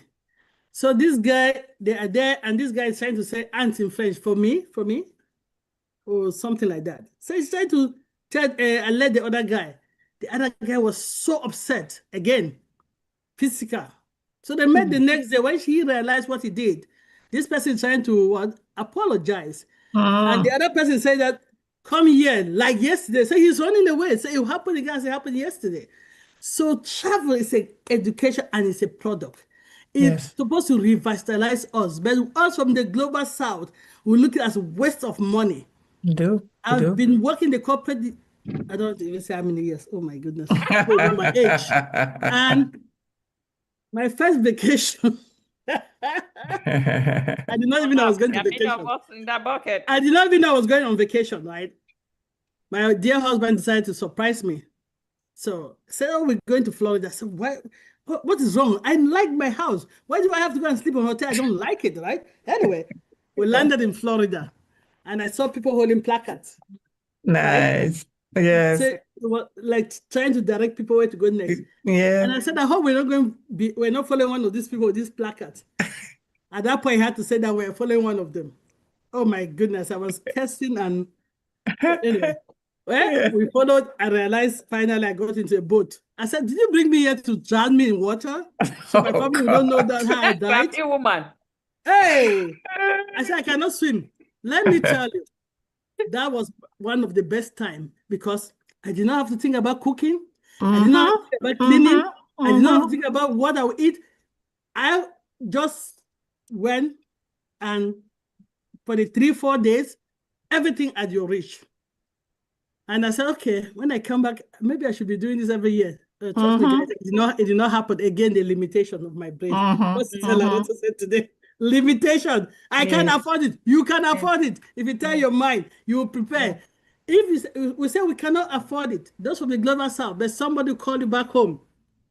You're selling that $200. You're selling that $300. You're selling that $500. Sometimes $5,000 without blinking. But you cannot put aside $100 every month to take a vacation that is good for your health. We've just heard it. Reduce heart attack, reduce cortisol, which is stress hormone, take you out of depression. Truly, the places are cold now. If we plan well, maybe during the cold, we go to sunshine. We know sunshine is good for you. If we had planned, we'll take these cold days to South and flying somewhere.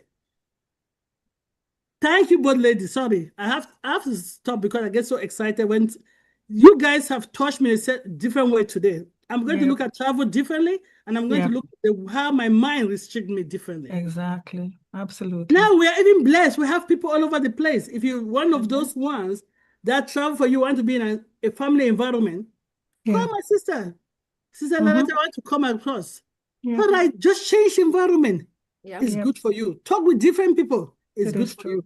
I will let it die. Please. Debbie, part 1, part 2. We're waiting. I want part 2, 3, and 4. Oh my God. Sister Lerato hand is up. Sister Lerato hand is up. Okay, yes. Go ahead. I'm on fire. I'm on fire. She's on fire as well. Yes. I mean, I told you already that this topic is the topic that is close to my heart. And when I tell you that for me, I travel for mental health because, changing environment, it is so crucial. Sometimes you find yourself so stressed, and by just shifting the environment, the stress subsides. So it's so crucial. And I'm also very grateful to my parents because they started, doing a family thing where we would travel from our state, like we will travel from Joburg to Durban, which is a seaside, and take trips together. And the time that we would spend in the car together and preparing the food, together as a family, we would be excited that, oh, Mama made our favorite food for the journey. Just that bonding. And I can see, it affected me and my sister so much that we keep on, we like the tradition, and we do it also with our children. We want to travel with our children because it brought us so much joy. We had some quality time as a family. We had experiences together, that those experiences, you can't replace them with anything. I always say, for me, if when I make money, and I, of course I will, I have money because God says so, right?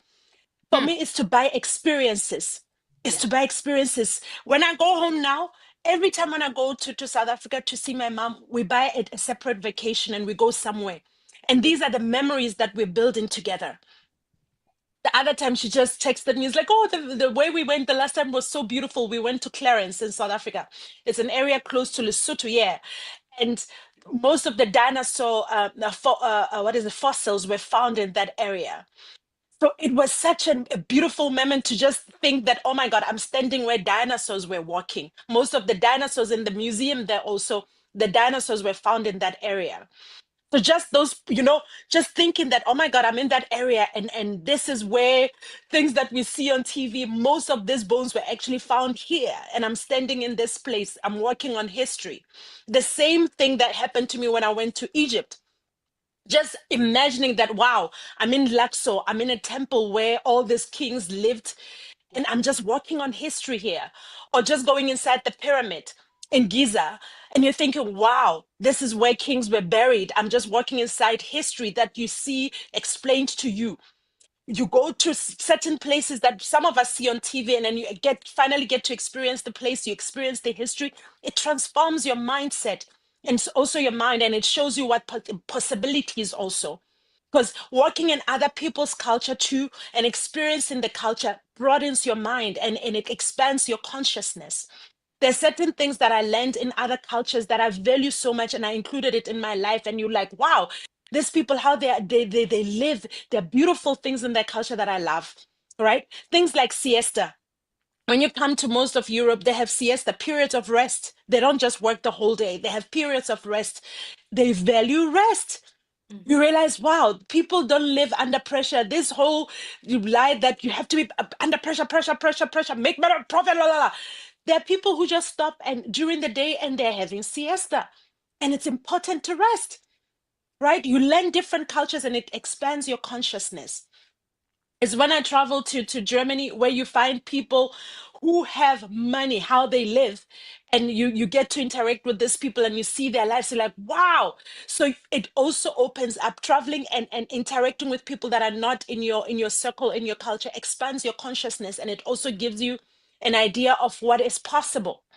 Possibility. It opens also realms of possibility because you get to realize, wow, what we thought that is not accessible, I actually can see people that have access to all these things, and these people don't have 10 heads, and they live like this. Wow, I could actually shift this and adapt here and actually get to experience and sit in this thing. I like this. I love you understand what I mean? So it expands your consciousness, and it gives you also options in terms of expanding your consciousness. I remember when I went to Turkey too, go to the different things and checking their culture and different things that they do there.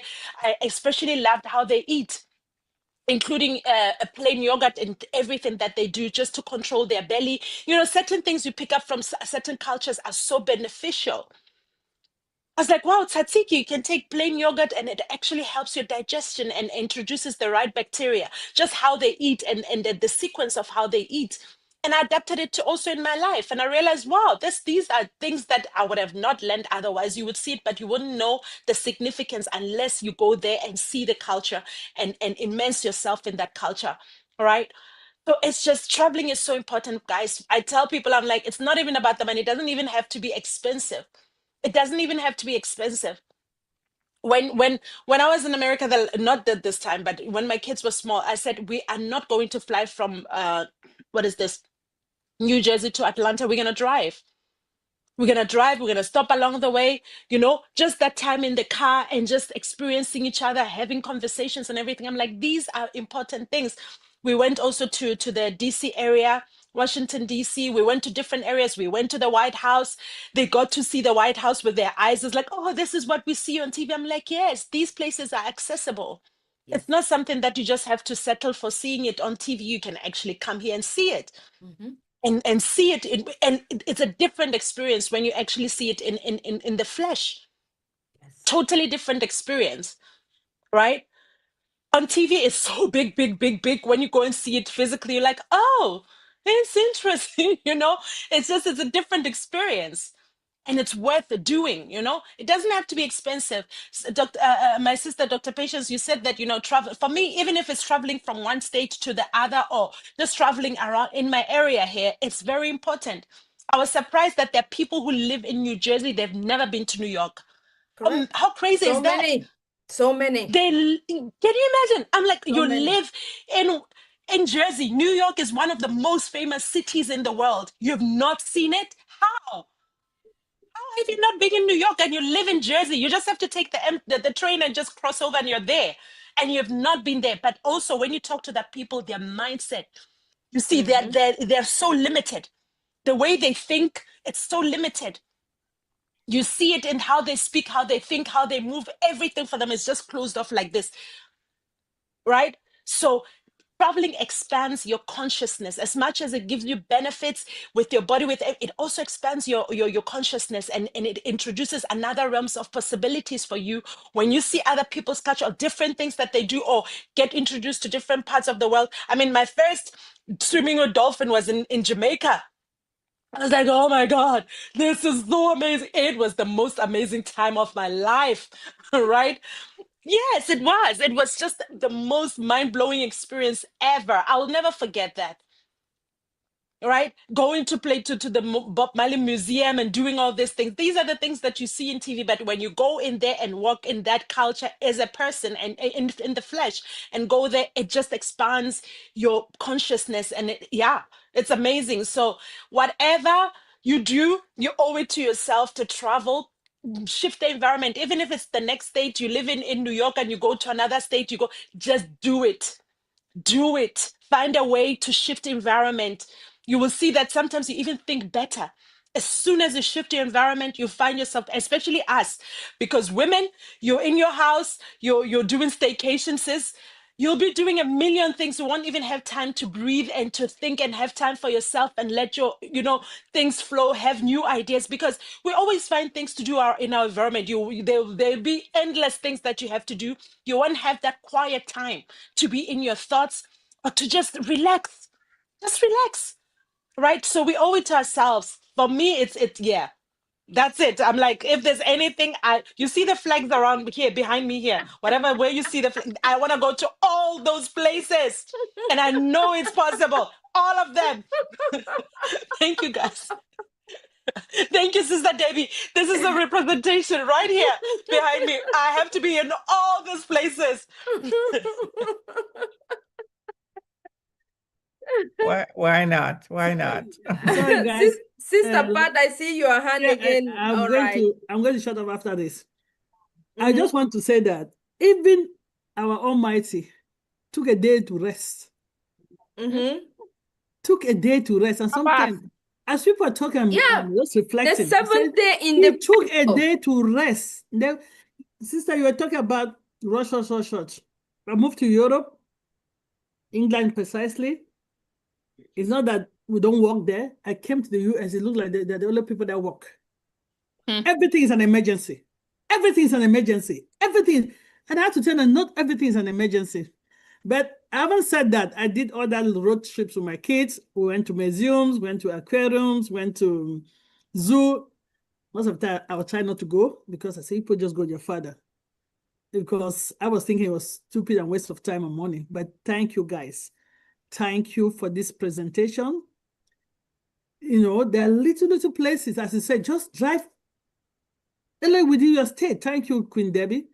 Yes, Sister Lerato, you're right. There are people that don't even know what's happening in around their surroundings, including me anyway. because we just stay indoors. And then you start saying that I don't want to get anywhere. When you start getting to that point, you stayed indoors. I don't feel like going anywhere. My sisters and brothers, check, it could be that depression setting in. I'm already thinking of what I'm going to do next month. Yeah, so now, thank you, guys. I just want to say, even our creator rests. Yes. Rest. Yes. And you cannot rest in the same environment. I don't care what you say, you'll be looking for something to do. So Correct. this is my staycation mindset. I'm going to change it to a vacation mindset. Thank you guys for There you go. good mindset and presentation today. There you go. Just switch to Perfect. question and discussion here because I don't know where we Yeah, are. I think we right just gone into Q&A like let's that. Let's just go into Queen Yvonne and Dr. Benny, take it over. Take it over. Yes, but I will do it, orderly. And not, okay, and Dr. not Nadu has make her some hand people up. Dr. Nadu has her hand up. Okay. Yes, yes. So I'll be coming to your house, Queen P, Dr. P, just to leave the house. I don't need to clean it, sis. Just come. I don't need to clean it. You come and see me the way I am. Exactly. Don't worry about that. It's just vacation. We can clean it together. That's it. Queen Nadu. Hello, everyone. Hello. Today is today. Hello, Queen Nadu. Hello, my sister, for a long time. Bonjour, chérie Coco. Comment ça va? Ça fait longtemps. They say in our dialect that the kids that doesn't move away from the house always think that their mom cook the best soup until they go out and they find out something else they don't know. Mm-hmm. That's why you need to go out. There's no such thing as useless. No. Even if you sit somewhere, you are not participating. That time is always worthy. You close your eyes, but you cannot close your ear unless it's a disability. Some kids try to hide the alarm clock. No, it won't work. Even in the armor, under the bed, whatever you put the pillow, it will ring. In my studies, I learned that we have Peace Corps everywhere because this place called the first power, economically everything, called the USA, people don't travel. And they think that everything they got is the best. Even the car, until they went to a competition, and they are like, what? Those people have what? And then they start importing those knowledge to the US to be on the top. But up to today, they do not reach them because those people start before them. They are learning from them. So we need to go out. Anything that is happening next door, we need to go look. So one day when we sit at the table with some people, we will see, oh, yeah, even if I didn't participate, I know about it. I heard it. This is how people know that you are open to knowledge. You sit in your room, you say you know everything, you don't know anything. You don't know. You gotta be blaming yourself. Oh, they didn't teach me this, they didn't teach me this. The sunshine is shine from everybody from any end. When you cover yourself, how can it come to you? Open up. the little that it come in today, if it's not enough, just get a little bit every single time and will be enough, or even more than what you're thinking to use. So I'm glad I'm in this today. Although I'm here all the time, I say today is another day. So thank you. What we have inside, nobody can know. Who will know that today? Our sister Debbie, the African one that always talk to us about Africanity, will come to talk to us about universality. Don't even diminish somebody for the look of the person attitude. That's why we are no longer in this world where the truth matters, but the lie.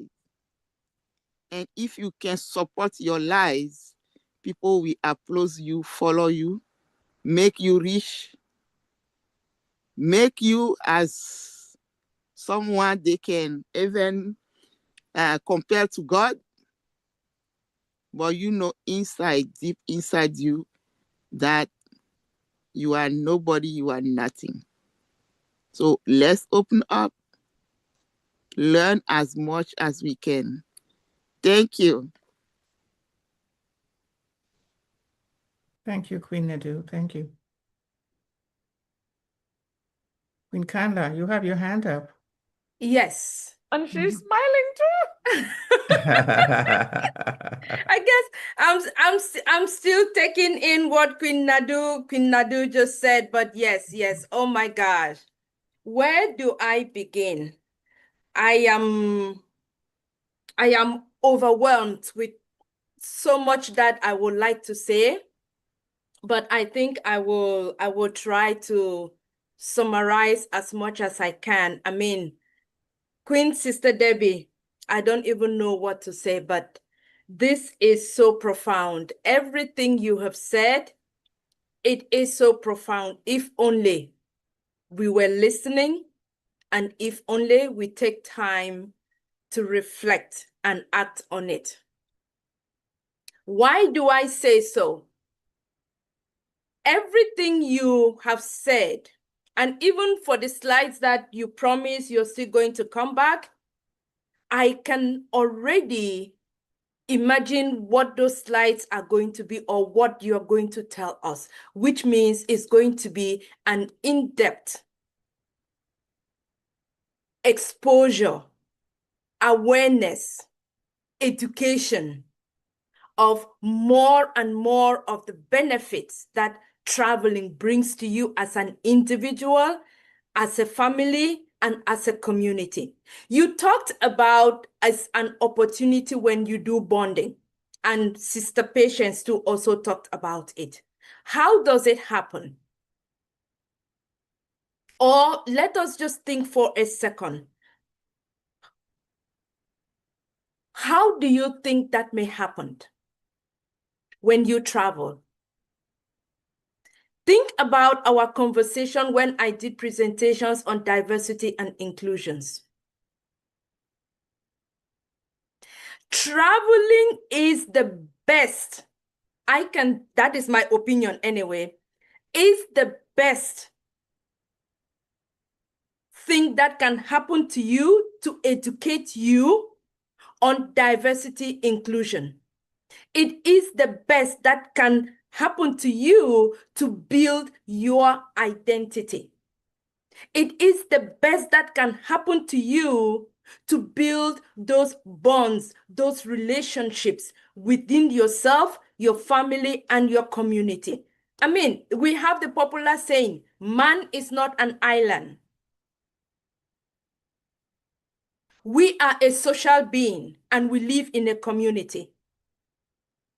And for you to live in a community, that ecosystem of the relationship needs to exist. And if it needs to exist, there needs to be that bonding. If there needs to be that bonding, there needs to be that understanding. There needs to be that recognition, awareness of who are your neighbors and how do you get to know who they are. But then if you cease to travel or if you don't get out there, how do you know who is the person next to you? And how do you know how to interact with them? So if we don't get much, or if you, we come back to listen to this, let us take this as a challenge to ourselves. Locally, go out to a park, walk, go into the different places. You have places like museums. Go there and just see what is there for you to learn. Know your environment. If you are not the type that can travel like Queen Debbie, hey, you have places close to you that are locally that you can be able to make those trips and educate yourself. Because the question is not that you are not able to travel or you are not financially able or the economic power to travel. It is the mindset, because all of these things are available. Look at the number of things Queen Debbie showed us. You can go to churches you can go to monuments, you can go to all of these places. Guess what? That brings me to, I don't know if can you see my book? Is it, yes? No. Can we see it? No. You have to, for us to be able to see, you have to take off your background, slash with your background. Okay, yes. So the book which last year I had the privilege and honor to write with other people of our team, my co-sisters, which at one point within our webinar we talked about. This was the product of traveling. Years ago, if someone had told me that, oh, by 2026, you will be an author or a co-author, you will have a book written out there, I would have told them, no, that is not something I am interested in. That is something I don't think I have the capability to do it. Oh, I would have given 1,000 reasons not to be able to achieve that dream. But guess what happened?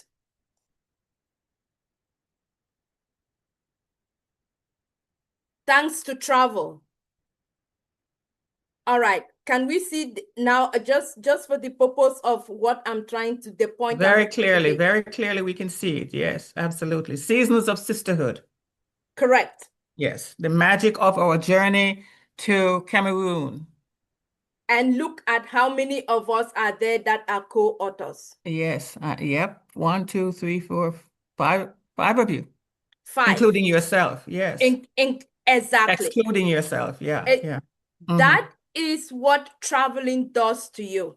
And I want to connect this to how the example Queen Debbie used about Rose at the end. How she found her purpose, her career, now becoming a travel agent.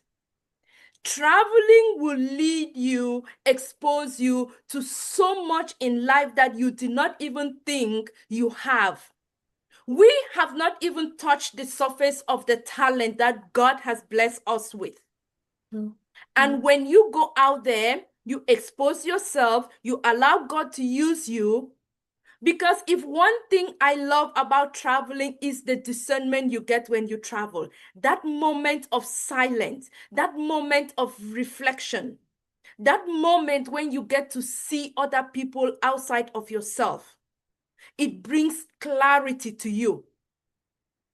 And that is the moment of learning where you see that, oh, you are just one little bubble in where you are. There is so much out there into the world to learn.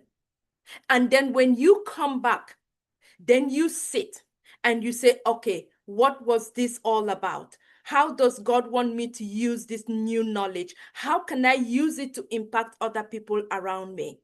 If you choose to find a career out of that, then so go ahead. So many people have become authors due to traveling. We know bloggers, right? People who purposely go out there just do that. It has become part of their career. Some people have become eloquent writers because of traveling. And for everything that you do,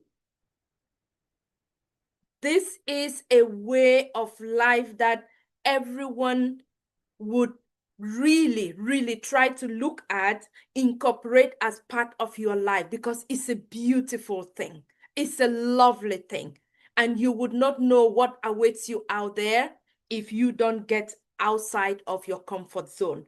And so please, please let us use this opportunity and let us expand our consciousness and be a more better human beings to ourselves and to our neighbor and to the community at large. Because I think our society and community will be a more better place when we understand each other better, when we know each other better. So, Queen Debbie, I will leave it at that for now. Thank you, thank you. I am just so excited about this topic, and I can't wait for your next session.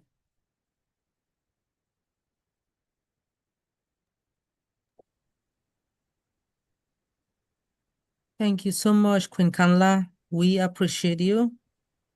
iPhone, I don't know your name. What is your name? And go ahead and proceed. Oh, Brother Shaggy. All right, proceed, Brother Pastor Shaggy. Unmute yourself, please. Brother Shaggy. Queen Yvonne, could you please call him? Maybe he doesn't want to hear me. Go ahead, proceed. I was going to ask Maybe you, it is internet.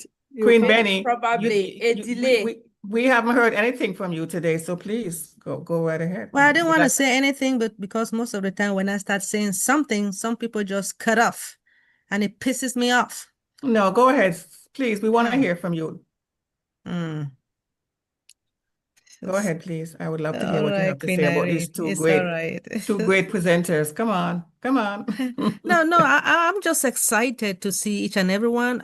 Before I proceed, I want to take this moment to thank our Heavenly Father for everything that He has done and what He will continue to do to all of us.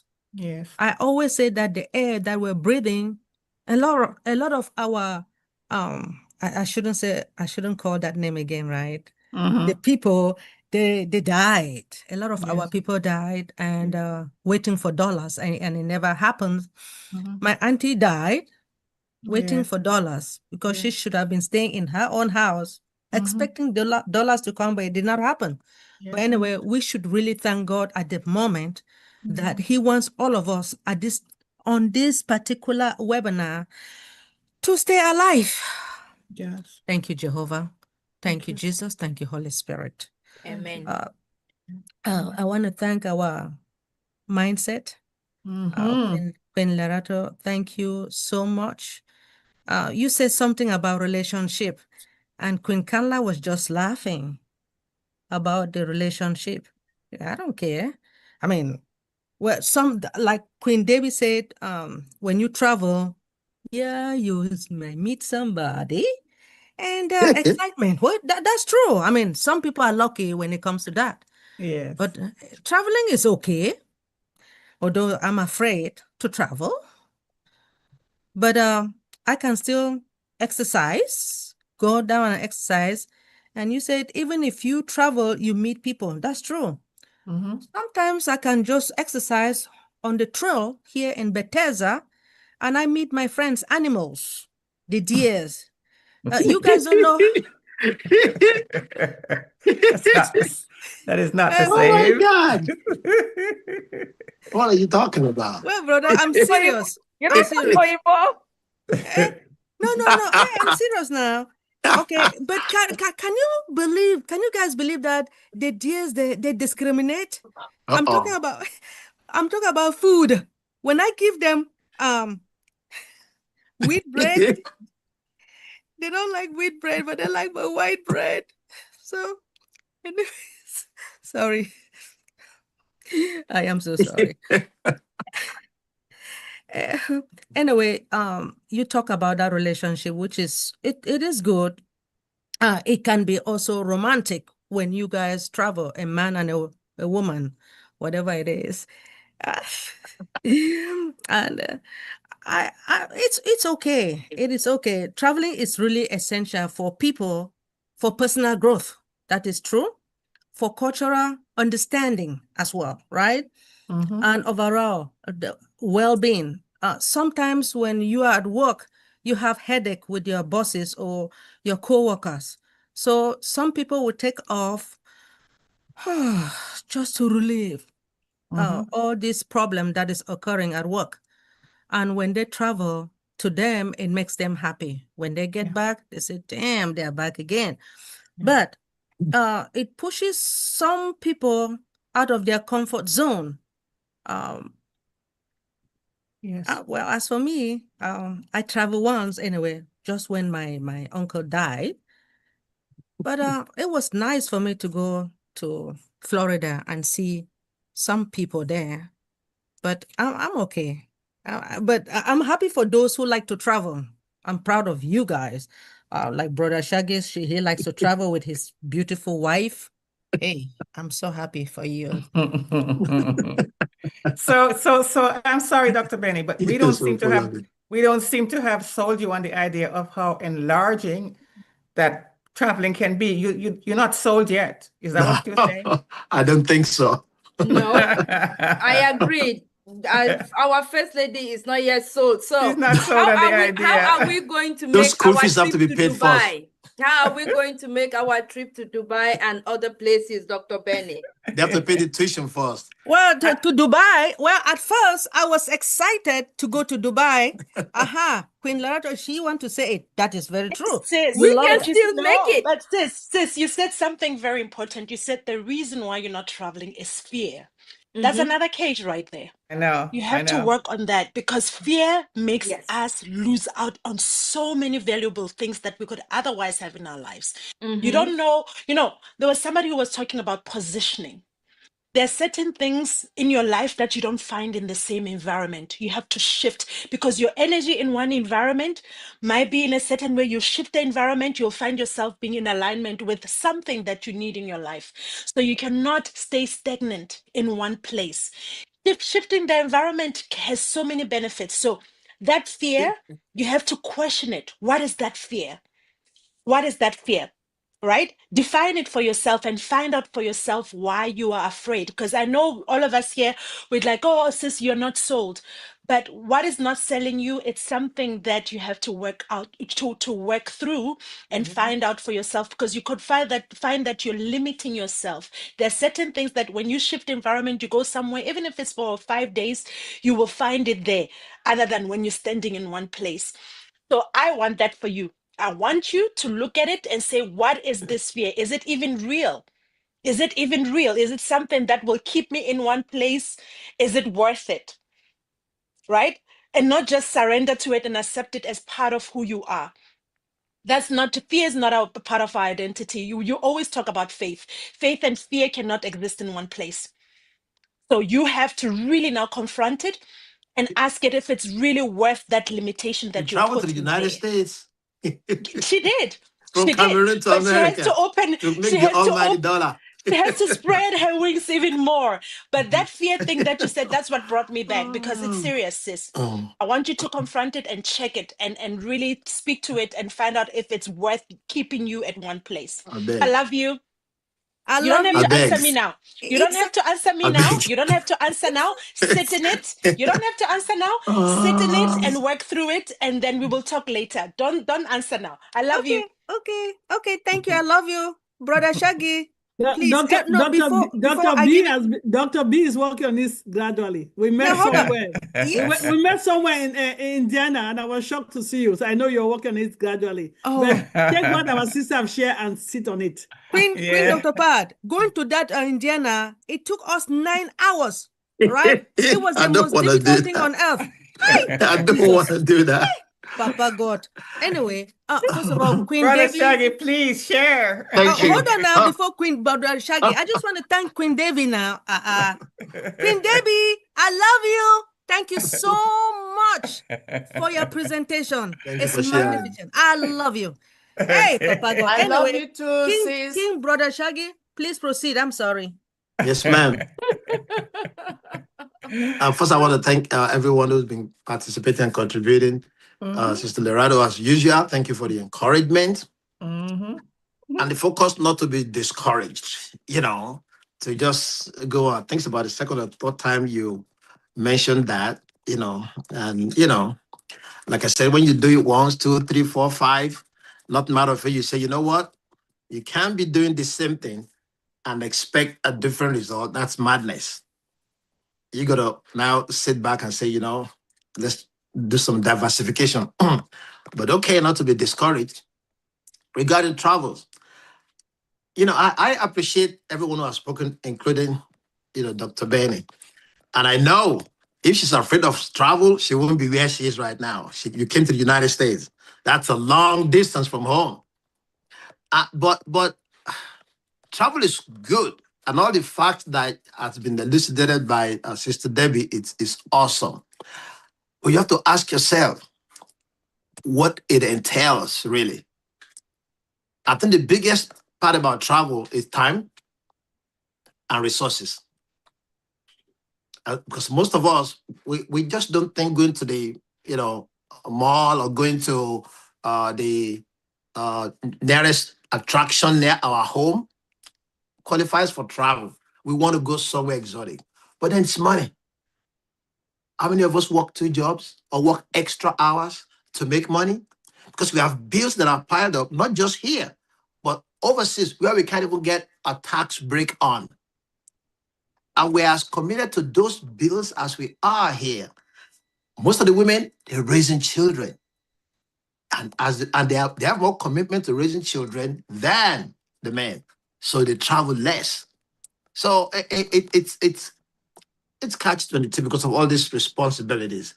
And we know that in this country, most people that travel have discretionary income. We do not. And why don't we? We don't make enough money? No, because our discretionary income is going to Nigeria, it's going to Cameroon, it's going to Ghana, it's going to all those places on a monthly basis.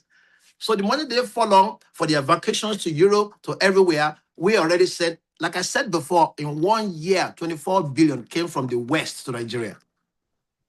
These are people who are hardworking and saving money who couldn't even make a trip out of their state, but they are sending money that can take them around the world to Africa. It's unfortunate. So that's part of the goal. But looking at what you've presented, I always suggest to my fellow Africans, join a travel club. Here's my reason. It will force you to travel. You will enjoy it. All the benefits Sister Debbie mentioned, you will see that it's really, really beneficial to you. But since it's hard for you to put money aside, a travel club will enable you to say, okay, since I paid this amount, every month, and I only have 2 weeks in a year, let me go somewhere. Mine used to be the Poconos. And then we became part of a window. And I don't remember 1 year that I didn't go to Disney, if it's just 1 week. Yeah. But if I didn't join that club, I don't think I want to cough up the money to take plane and my wife to Florida every year. Yeah. That money will go for something else. You see how we ask ourselves, even to go to Africa, if I send this money, look at what it will do rather than travel. And then we'll give it up. We'll give it up. Not that we don't love travel, we don't want to travel. It's just too much responsibility for the dollar. So let's follow Sister Debbie's trend. Maybe find a way to maybe join a travel club that will enable us to say, I'm putting this aside. So I know I'll be able to travel at least once or twice this year without coughing up extra additional, income. At least you won't be paying for hotel accommodation anywhere you go in the world, and that will reduce the cost. Again, thank you for showing us what it means and what it does to our body, soul, and spirit to just get out of where we live, where we work, and take time off the regular duties of family, raising children, and working, and just relax. Let someone, just take care of the situation. Every time we travel to Africa, maybe the last 3, 4, 5 years, my wife will cook. After that, we stop. We'll hire somebody to come, cook all the food we eat, and just do nothing. And, Yes, and then Doctor. she said, Yes, yes, I'm Brother enjoying Shaggy. it. Now, don't do nothing. The idea is do nothing when you travel. That's how you enjoy the trip. So again, thank you for listening out, so we can look back and say, oh, so I'm missing this. So it can affect my heart. So it can affect my well-being. So it can improve, my take away stress from me. If we think about that alone, Sister Irene, I see you going to Europe in a couple of months' time. Let's do Brother it. Shaggy. All right. Thank you. Brother Shaggy, this is Debbie. Thank Yes, you so ma'am. much for your comment. Oh, Sister Patience, I see your hand up. Maybe I should wait. Anyway, I was just going to add on what Brashagi was saying, right? We send all the money, as I said before, we're saying the same thing. And the sad thing is that sometimes you go back home, they're living a better life than you are. They are traveling. They are traveling, living a better life than you are, but you're the one stuff. putting the bills. So I just wanted to add that. Oh, that's true. That's very telling. That's very telling. Yeah. Those people are enjoying life, all well dressed, comfortable. You get there and you feel like you are not the one living in Cameroon and they are living in America. Oh dear. No. Yeah. Sister Debbie? I was just going to say what Sister Patience said, because what Brother Shaggy was talking about, that is the people who are in the global south, they send all their money to the continent. I mean, who are out of the global south regions send their excess income back there. But do you know that when you send that money back, they live a very high-end life compared to what you're doing here. And then you stress yourself out to the level that you develop illnesses that would take you a long time to heal from because of them. And they wear designer things and you cannot afford what they wear. Absolutely. So those who have that mindset of sending, we consider yourself an enabler. Yes. Because you give, and you give. And the one time you don't give, they start calling you names. Yes. So you better think twice when you're giving and think about yourself first. That's from experience. So I just Thank you, Queen Debbie, because that's the point I wanted to make. It's called postponed living. And how dare us? We don't have any more lifespan than anybody else. So how dare us live as if we can put our lives off and then pick it up when we're ready? It doesn't happen like that. No. I mean, I agree. And Queen Yvonne, just to say, I think also we have this mindset of someday I'm going to go back home. I'm saying it's postponed living. How dare Thank us you. do it? Postponed life. What? You are already here. Yeah, You yes. have children. You have family. This is where your life is. Even if you have the good intention of going back, it will not be the same. And so that reality of you postponing, of living your life here and waiting for that time until you go back before you start living the life. No. Oh, no. You can help when it's needed, right? And correct. But who said it's an? I mean, when you do it ongoing, it's enabling, and we wouldn't do it here, right? We tell our children we want them to be independent and blah blah blah, and yet we enable other people over and over and over and over again. No, it is wrong. And we are the ones, it's not spiritually correct, first of all, and we are the ones who are doing it. Nobody's coming to rescue us.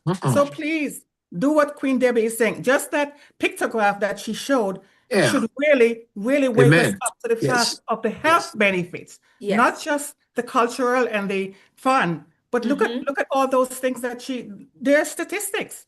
Yep. Come on. It's wrong for us to do that because if we drop down dead, I'm going to put it in a very harsh way, those people will still get away around it. Oh, yes. Life Okay. goes on after that. Yes. Think about this, right? Somebody will come here to visit and call and say, oh, I know you're in New Jersey. And then you invite them, you see where you're living, everything. Then they will talk about a place in New York and New Jersey that you have not been. Think about it. They talk about exotic place that they came to see in New York. Yes. So I took my wife one day and we took a tour of the entire New York, a whole day. She was like, wow. So this is here. It's here. Yeah. They took us to the limo to Little Italy. We went on the cruise and they showed us and people will come from Africa to enjoy these people that they say, oh, their mother died, send money. Yeah. They're here to enjoy it. You haven't been there. Yeah. If I had Sister Irene places around her that she hasn't been, you'll be surprised. And she's sitting right there. I'm here Just in making the Maryland. dollar. I don't know DC. Can you imagine? And people come, so that's why, Sister Debbie, this type of meeting really helps to open our mind to say, look, we're here, let's get to it. And if you know it's really hard for you to do, just join a travel club. You'll be surprised how much you'll be exposed to. Where do you want to go? Oh, yeah, I remember I want to go to Rome, 2 weeks. I want to go to Italy, Germany, 2 weeks. I want to go to England. I don't remember a place in Europe, at least those places that are close to Nigeria, England, Copenhagen, that I haven't been. And me and my wife, we came from England. We went to England last year. We went to Nigeria twice last year. This year, we're going to do it again. We have to do it for ourselves. It's good for our well-being, especially people that work hard. And I'm telling you, we work hard in this country. And we really should have a ball. Dr. Benny, I know once they pay that tuition, that on passive owe to pay you, we will travel. Don't worry. They will pay, they don't have a choice. And then we will travel all over the world. I'm sorry, I'm just kidding. It's money, money, money. Always money is the issue, boy. You know what? God will make a way. She enjoyed when she went to where's it again? Let me share. There's a video. I don't know what the video is. I would have loved to share. This guy is talking about what you deem important to you. What you deem important to you, you will make the time or you make the resources for it. That's it. So he was sharing about just even us spending time with the Lord. Say most of us will say we know, we've already talked about the business of our corporate job here. Our life is so busy. By the time you want to sit down, you're so tired, pass out. He said, but let that CEO fall sick.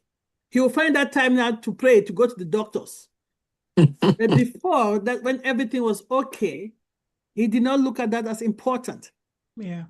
All these things is that we have not seen travel as important. But with the statistics today that our sister Queen Debbie have shared, cortisone, not a very good hormone for your system. No, it's not. Stress is not a very good thing for your system. So decompress is very important. As now I know why the Brother Shaggy is always very relaxed. I never knew he was traveling every year, right? So now I see why he's always smiling, always relaxing, and because he made that as an important aspect. So please, let's think about it. There are different travel businesses, different travel clubs, as he said. Look into it, and that way it forces your hand to save for your travel. That way you're forcing you to take charity at home first. As I told you guys, even going down to the beach. If they see that beach, they're paying $1, I wasn't going because look at that $1 is 500 pounds. In those days, it was 500 pounds in Cameroon. I look at that 500 pounds, I say, okay, I can buy a kilo of meat for my family. You see what I'm saying? Mindset, restricting us. So let's look at that. That 500 pounds will reduce it by stress. Will let me live longer in good health. Let's I think Sister Yvonne was flip the script. That's the script, yes. And may I just add something, sister? The brain is so funny that, with AI, if you want to try virtual traveling, it will still have that good effect on you. Just the mindset will be, People have tried that. But ask Brother Shaggy, you can go virtually travel. It's not going to be as good as putting your foot in the sand, but I'm telling you, it's the shift that that Queen Lerato is talking about. Just that shift, seeing the new places, experiencing it, even the mind, because the mind is very strange. It doesn't know the difference between the reality and not, right? It does not know that. The emotion will be the same. So start there. You know, people will be in their house and they'll be angry and they say, I'm going for a walk. They're not going far. How far are they going to walk? But they shift.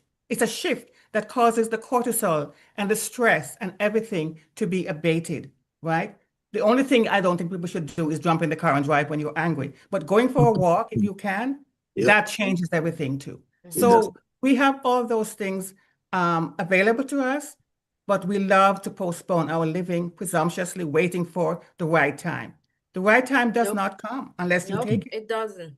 It doesn't. Yeah. It doesn't. But again, I mean, I think I talked about life goes on whether you're ready or not. Absolutely. But it is how we prepare to be able to make the changes that we need to make the changes to move on. Yes. Yes. That is what we are saying right now. And if we just expose ourselves to all of this, then we will be in a more better place to manage it, to live it in any of the different circumstances, whether happy, whether sorrowful, whether painful, but yes, in all of this, I mean, yes, we cannot stop it from happening, but it is what we do to be able to navigate it and live it. But this is what we need. This is the knowledge we need. Just go out there. I mean, it's really good. It's really good mentally. Absolutely. Amen. And one thing that I wanted to say, we were talking about children or family bonding. Something that I experienced while I was doing my studies, associate studies. I came to realize that within the African community now, this is just subjective to the people I knew here, the environment, that the children from families of the global south, they are not aware that there are institutional programs like study abroad that you can enroll your children to go and get that travel exposure. That is one thing that has helped me to be who I am today. That is what gave me the excitement, and that is why I developed so much passion for diversity inclusion, because guess what? In my years of studies, that was my introduction by going to a program within, whether it's community college or whether it's four-year colleges, there are programs called study abroad, exchange programs where children, through the different courses, through different projects, you enroll and you travel to different continents, different states. If it is within America, you go there and you learn different subjects, different skills. In my case, I traveled to Switzerland. That is where I knew about solar panel when America was not yet even close to anything to do with the solar panels. That was where I knew about they work only 8 hours, and after that, everybody shuts down. We talk of rest. After 8 hours, everybody is rest, relaxed, and they're having a wonderful evening, family, nothing, no work. Yes. You see people relax, you see community, this stress, night, overnight, adrenaline, or no. That is where you come and you come out with the perspective and you ask yourself, what type of life do I want to live for myself? How do I want to shape what I want to live that is better for me? But if I had not known of that program and had that experience, Switzerland, guess what? I wouldn't be saying what I'm saying today, and I wouldn't be informed in terms of consciousness of how better it is out there and how better I Cookie can in even the implement kingdom. that in my own life. Yes. It's So very that's one thing I wanted to add for us here who have and clearly it made an impact families. because you still remember it. Yes. Yes, it does. It does. And when you come back, you become an ambassador for other For that. for other Yes. students that Yes. are coming behind you. Yes. Yes. So literally, you become a leader. Very good. Thank you. All right. Let me see if there's anything, like a question or anything in the chat. It's a lot of kudos to our two speakers today. So I'll just say, Dr. Benny, thank you for delivering an outstanding presentation. She's speaking to Queen Debbie, highlighting the importance of traveling. Your insights were truly impactful, and Queen Edith is thanking Queen Sister Debbie, and let's see who else. Queen Nancy Judy, she says, Queen Debbie, you nailed it. My husband loved to travel, me not, but now I'm going to do it more often. Queen Lerato, as always, you have made my day. Your mindset is so profound. I'm feeling myself in all the words. Thank you guys for sharing. And again, this is from Queen Debbie. Thank you so much, our one and only Queen Debbie, for your astonishing presentation on the importance of traveling. It was both enlightening and inspiring, and so it was. So thank you all for your comments. And where is Queen Kanla? She just stepped away. Queen Irene, did you want to take over? Where are we with the program? I think we're doing questions and discussion. Well, I think we're kind of... Question and discussion is done, so back to you guys. Yeah, so where are we now? Yes. I think we're before done with the that. moderator takes it over, I know you call your speakers for their take-home message. I just want to say that I really, really appreciate our presentation today. Yes. Debbie, that was like, I don't want to take people's time. You see the excitement? So we're waiting for that part 1, part 2, 3. Okay? This is going to make a lot of us, and sometimes you have to say it a lot of time, right? That's So true. this is it. So that's true. I like how she's locking you down already, Queen Debbie. You can't escape. Well, I mean, there's no need to escape. We need it.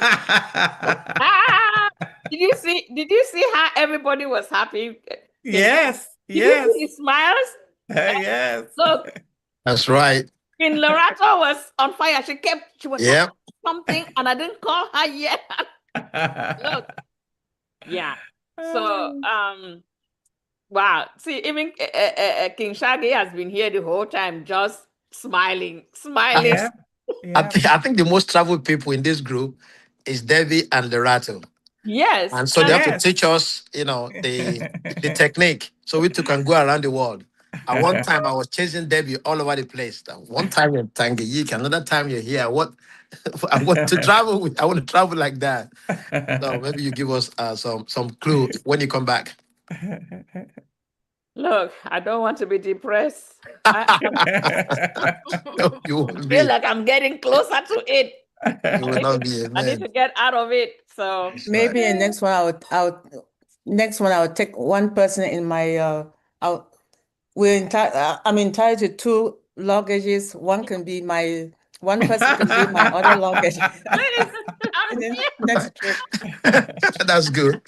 Put the person as a luggage to travel. I'm here. Please take me. Well, Awesome. that was great. I think we have exhausted question and discussion. So let's get a take-home message from our presenter, and then we can move on. So closing remarks, sis. This was enjoyable. That's fun. Wow. Thank you so much. I was not expecting up to 10 people today because of Super Bowl, and we had 20 plus. Yeah. And I was surprised. I'm even surprised to see Brother Andrew Mana in Cameroon here with us today.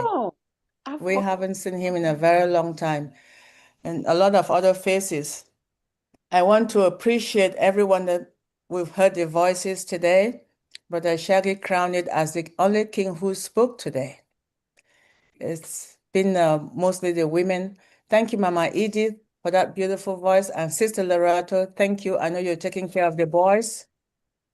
And I also want to say that in closing, traveling has been in my veins since I was a kid, traveling with my mom from Mbelewankwen to Alatako in Mankon to visit my family. And even from there, Alatako, Ngongam, and a lot of other places. Hey, I was So born in Gomugamo. there we go. I have family there. So I mean, there hasn't been a single place where I will go and not meet someone who is from a place I've been to or has traveled to a place that I've either lived in or worked at or have people from there. So it's a very, very rich cultural experience. So you do not feel like you're left out of something that you have control over. We have control over the choices we make. And the one thing I have to beg all of us to reconsider is do not give all your earnings to people back home. When you give it to them, they save, buy tickets, come here to see how you're living. Then they go back again and you start giving them another. It's just like a cycle. Let's also empower ourselves and learn to say no or cut it down. If you used to give 500 every month, cut it down to 200 every month, and then you cut it down to 200 a year, and then you do every other year. Then you save the other for yourself, and the other portion that you're saving for yourself, you can use it to go anywhere at any time you choose. My sister, Dr. Benny, is there. Now she can always go anywhere she wants. If you cannot drive, you can always call an Uber to drive you to the next city to visit some friends there. And you don't give all that money away. You save it because time will come when we're going somewhere on a trip. Say, okay, let some of the girls from the dream team meet somewhere. And all of us just plan and take a trip together. Just go and reminiscing about life and things. I mean, women can move mountains. If we plan it and do something, it will happen. But if you don't plan, you don't think, you don't budget, it will not happen. So with that, I want to thank all our listeners and I appreciate everybody who is here and who will listen in the future, that we are very honored. And we hope that you pick something out of this, either for yourself or to answer a question from someone who was here today. So thank you once more. And Sister Irene, I appreciate you. And back to you, Queen Kanla. Oh, thank you so much. Lovely, lovely. Yes. And I just want to add something with the closing words from what Sister Debbie said and also what everybody has said. I really, really appreciate everyone. And when it comes to traveling, I'm telling you, I appreciate it so much. Last year, I mean, bills will always be bills. If we are living on this planet, we will always have something that we have to pay for. That's what adulting is. Yes. We always have bills, right? Yes. Last year I had this bill for Texas, and I was like, when you feel like I can't find a way, and I told somebody, I said, you know what, I'm gonna travel home because home for me is I get mental clarity. I need to spend time with my family. Where I live in Germany, it's gray most of the year, and you can get really depressed because you don't see enough sunshine. And then on top of that, then you have different responsibilities. Tax here, this there, this there. I said, me traveling to South Africa is not luxury, it's my mental health. Right. What good is all that money when I'm not here and maybe I went crazy or, stress took me or whatever. So what good is that money? The bills will be there. As long as I live on this planet, bills will be there. But for my mental health, I'm going to travel. I don't know where that money is going to come from, but I'm traveling. And for some reason, God made a way because it was my will to say, I'm traveling, I'm getting out of here, or else I'm going to go crazy. And at the end of the day, money came in from other sources. I was able to pay off that bill and I went home. And that was the most And like that decision was so sound for me. When I came back, I was more stressed. I was less stressed. I was more empowered to continue and take whatever that is waiting for me here. Had I not traveled, I don't know how I would have survived, because I was feeling like I'm going crazy. Right. So, I mean, all of us have different lives and we deal with things differently and we take on challenges differently. But for me, traveling provides a lot of how do I say, it gives me so much.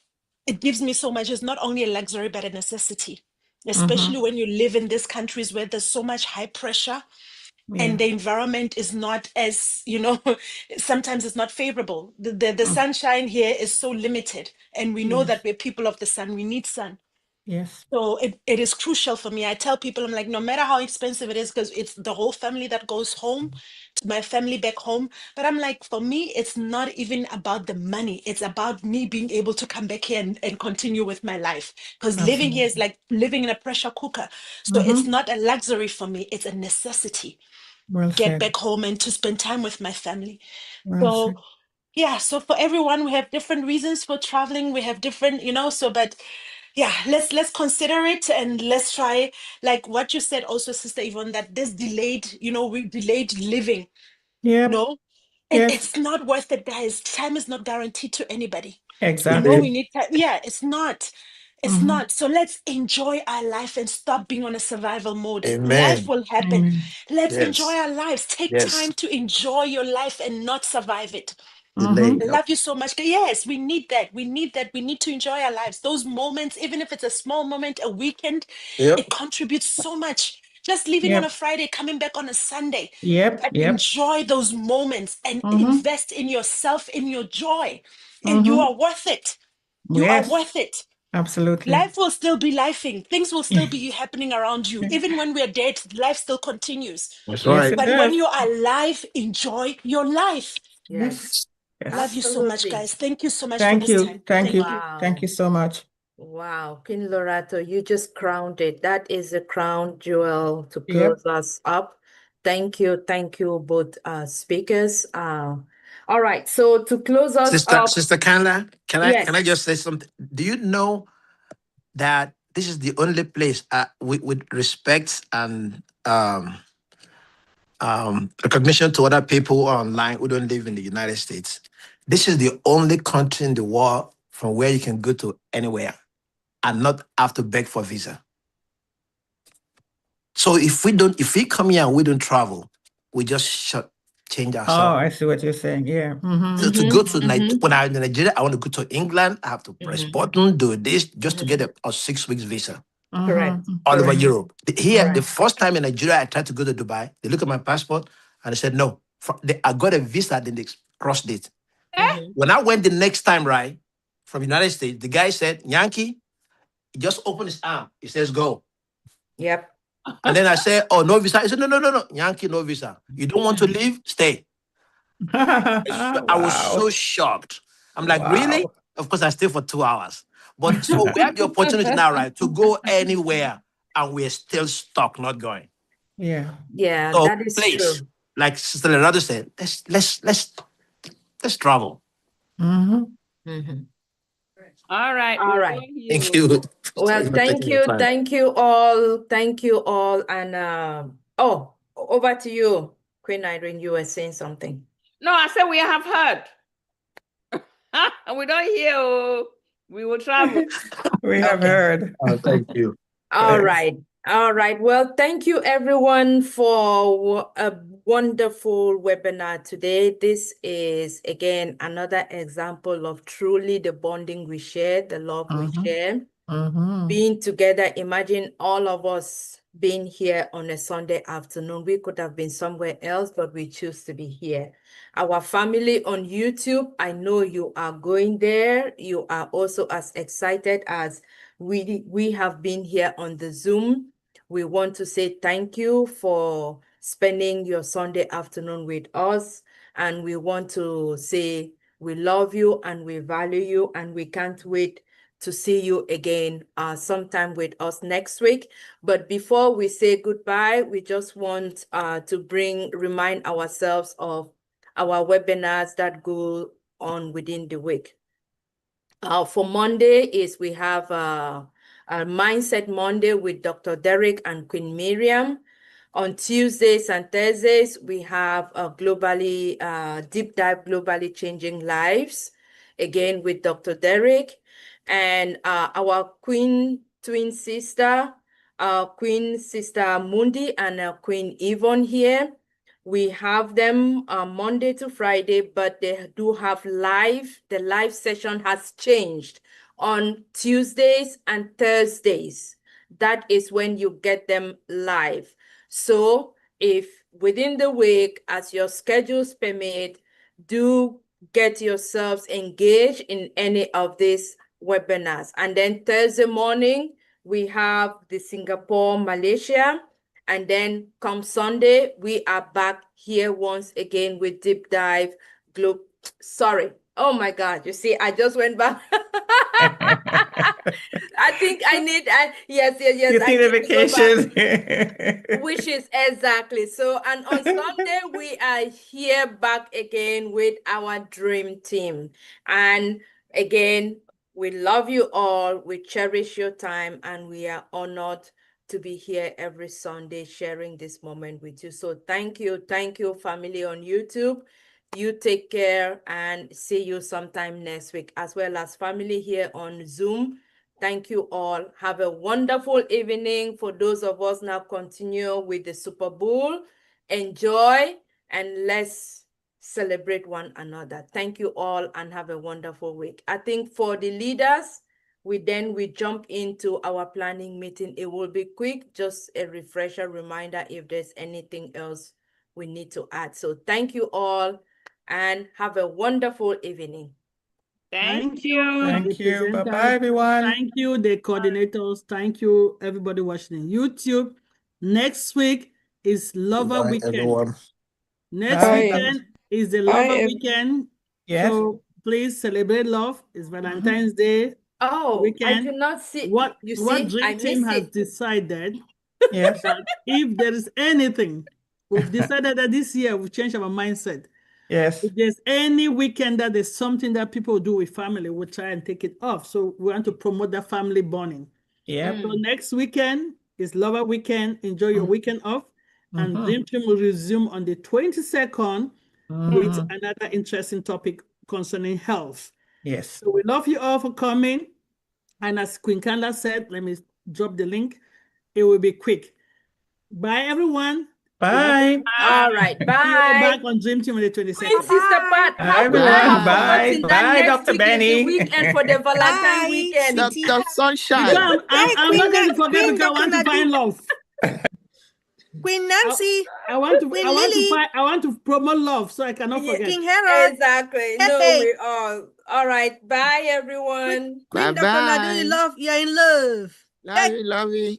Happy Valentine's Day in advance. Happy Valentine's Day. Love you all. You see my Valentine's? Oh, you already in red. She said today, Queen Wow. Benny. Yeah. All right, guys. Bye, everyone. Bye, Valentine's. Bye. Have a I want us to play quickly so people can spend time with the family for Super Bowl. Next year, I will try to remember Super Bowl and give us a weekend off. Yeah, this is our new. This is our new thing. It's about time. When there's any, we are putting our mental America health in and the US, where the Dream Team leaders are based, when we have a weekend that there's something to celebrate, Dream Team will be taken off. Amen. We've worked very hard for 5 years. We deserve to take those breaks. 5 years for nothing. Chai. Happy Valentine's. Happy Valentine's. Happy Lover Day next week, everybody. Bye-bye. King Harold, bye-bye.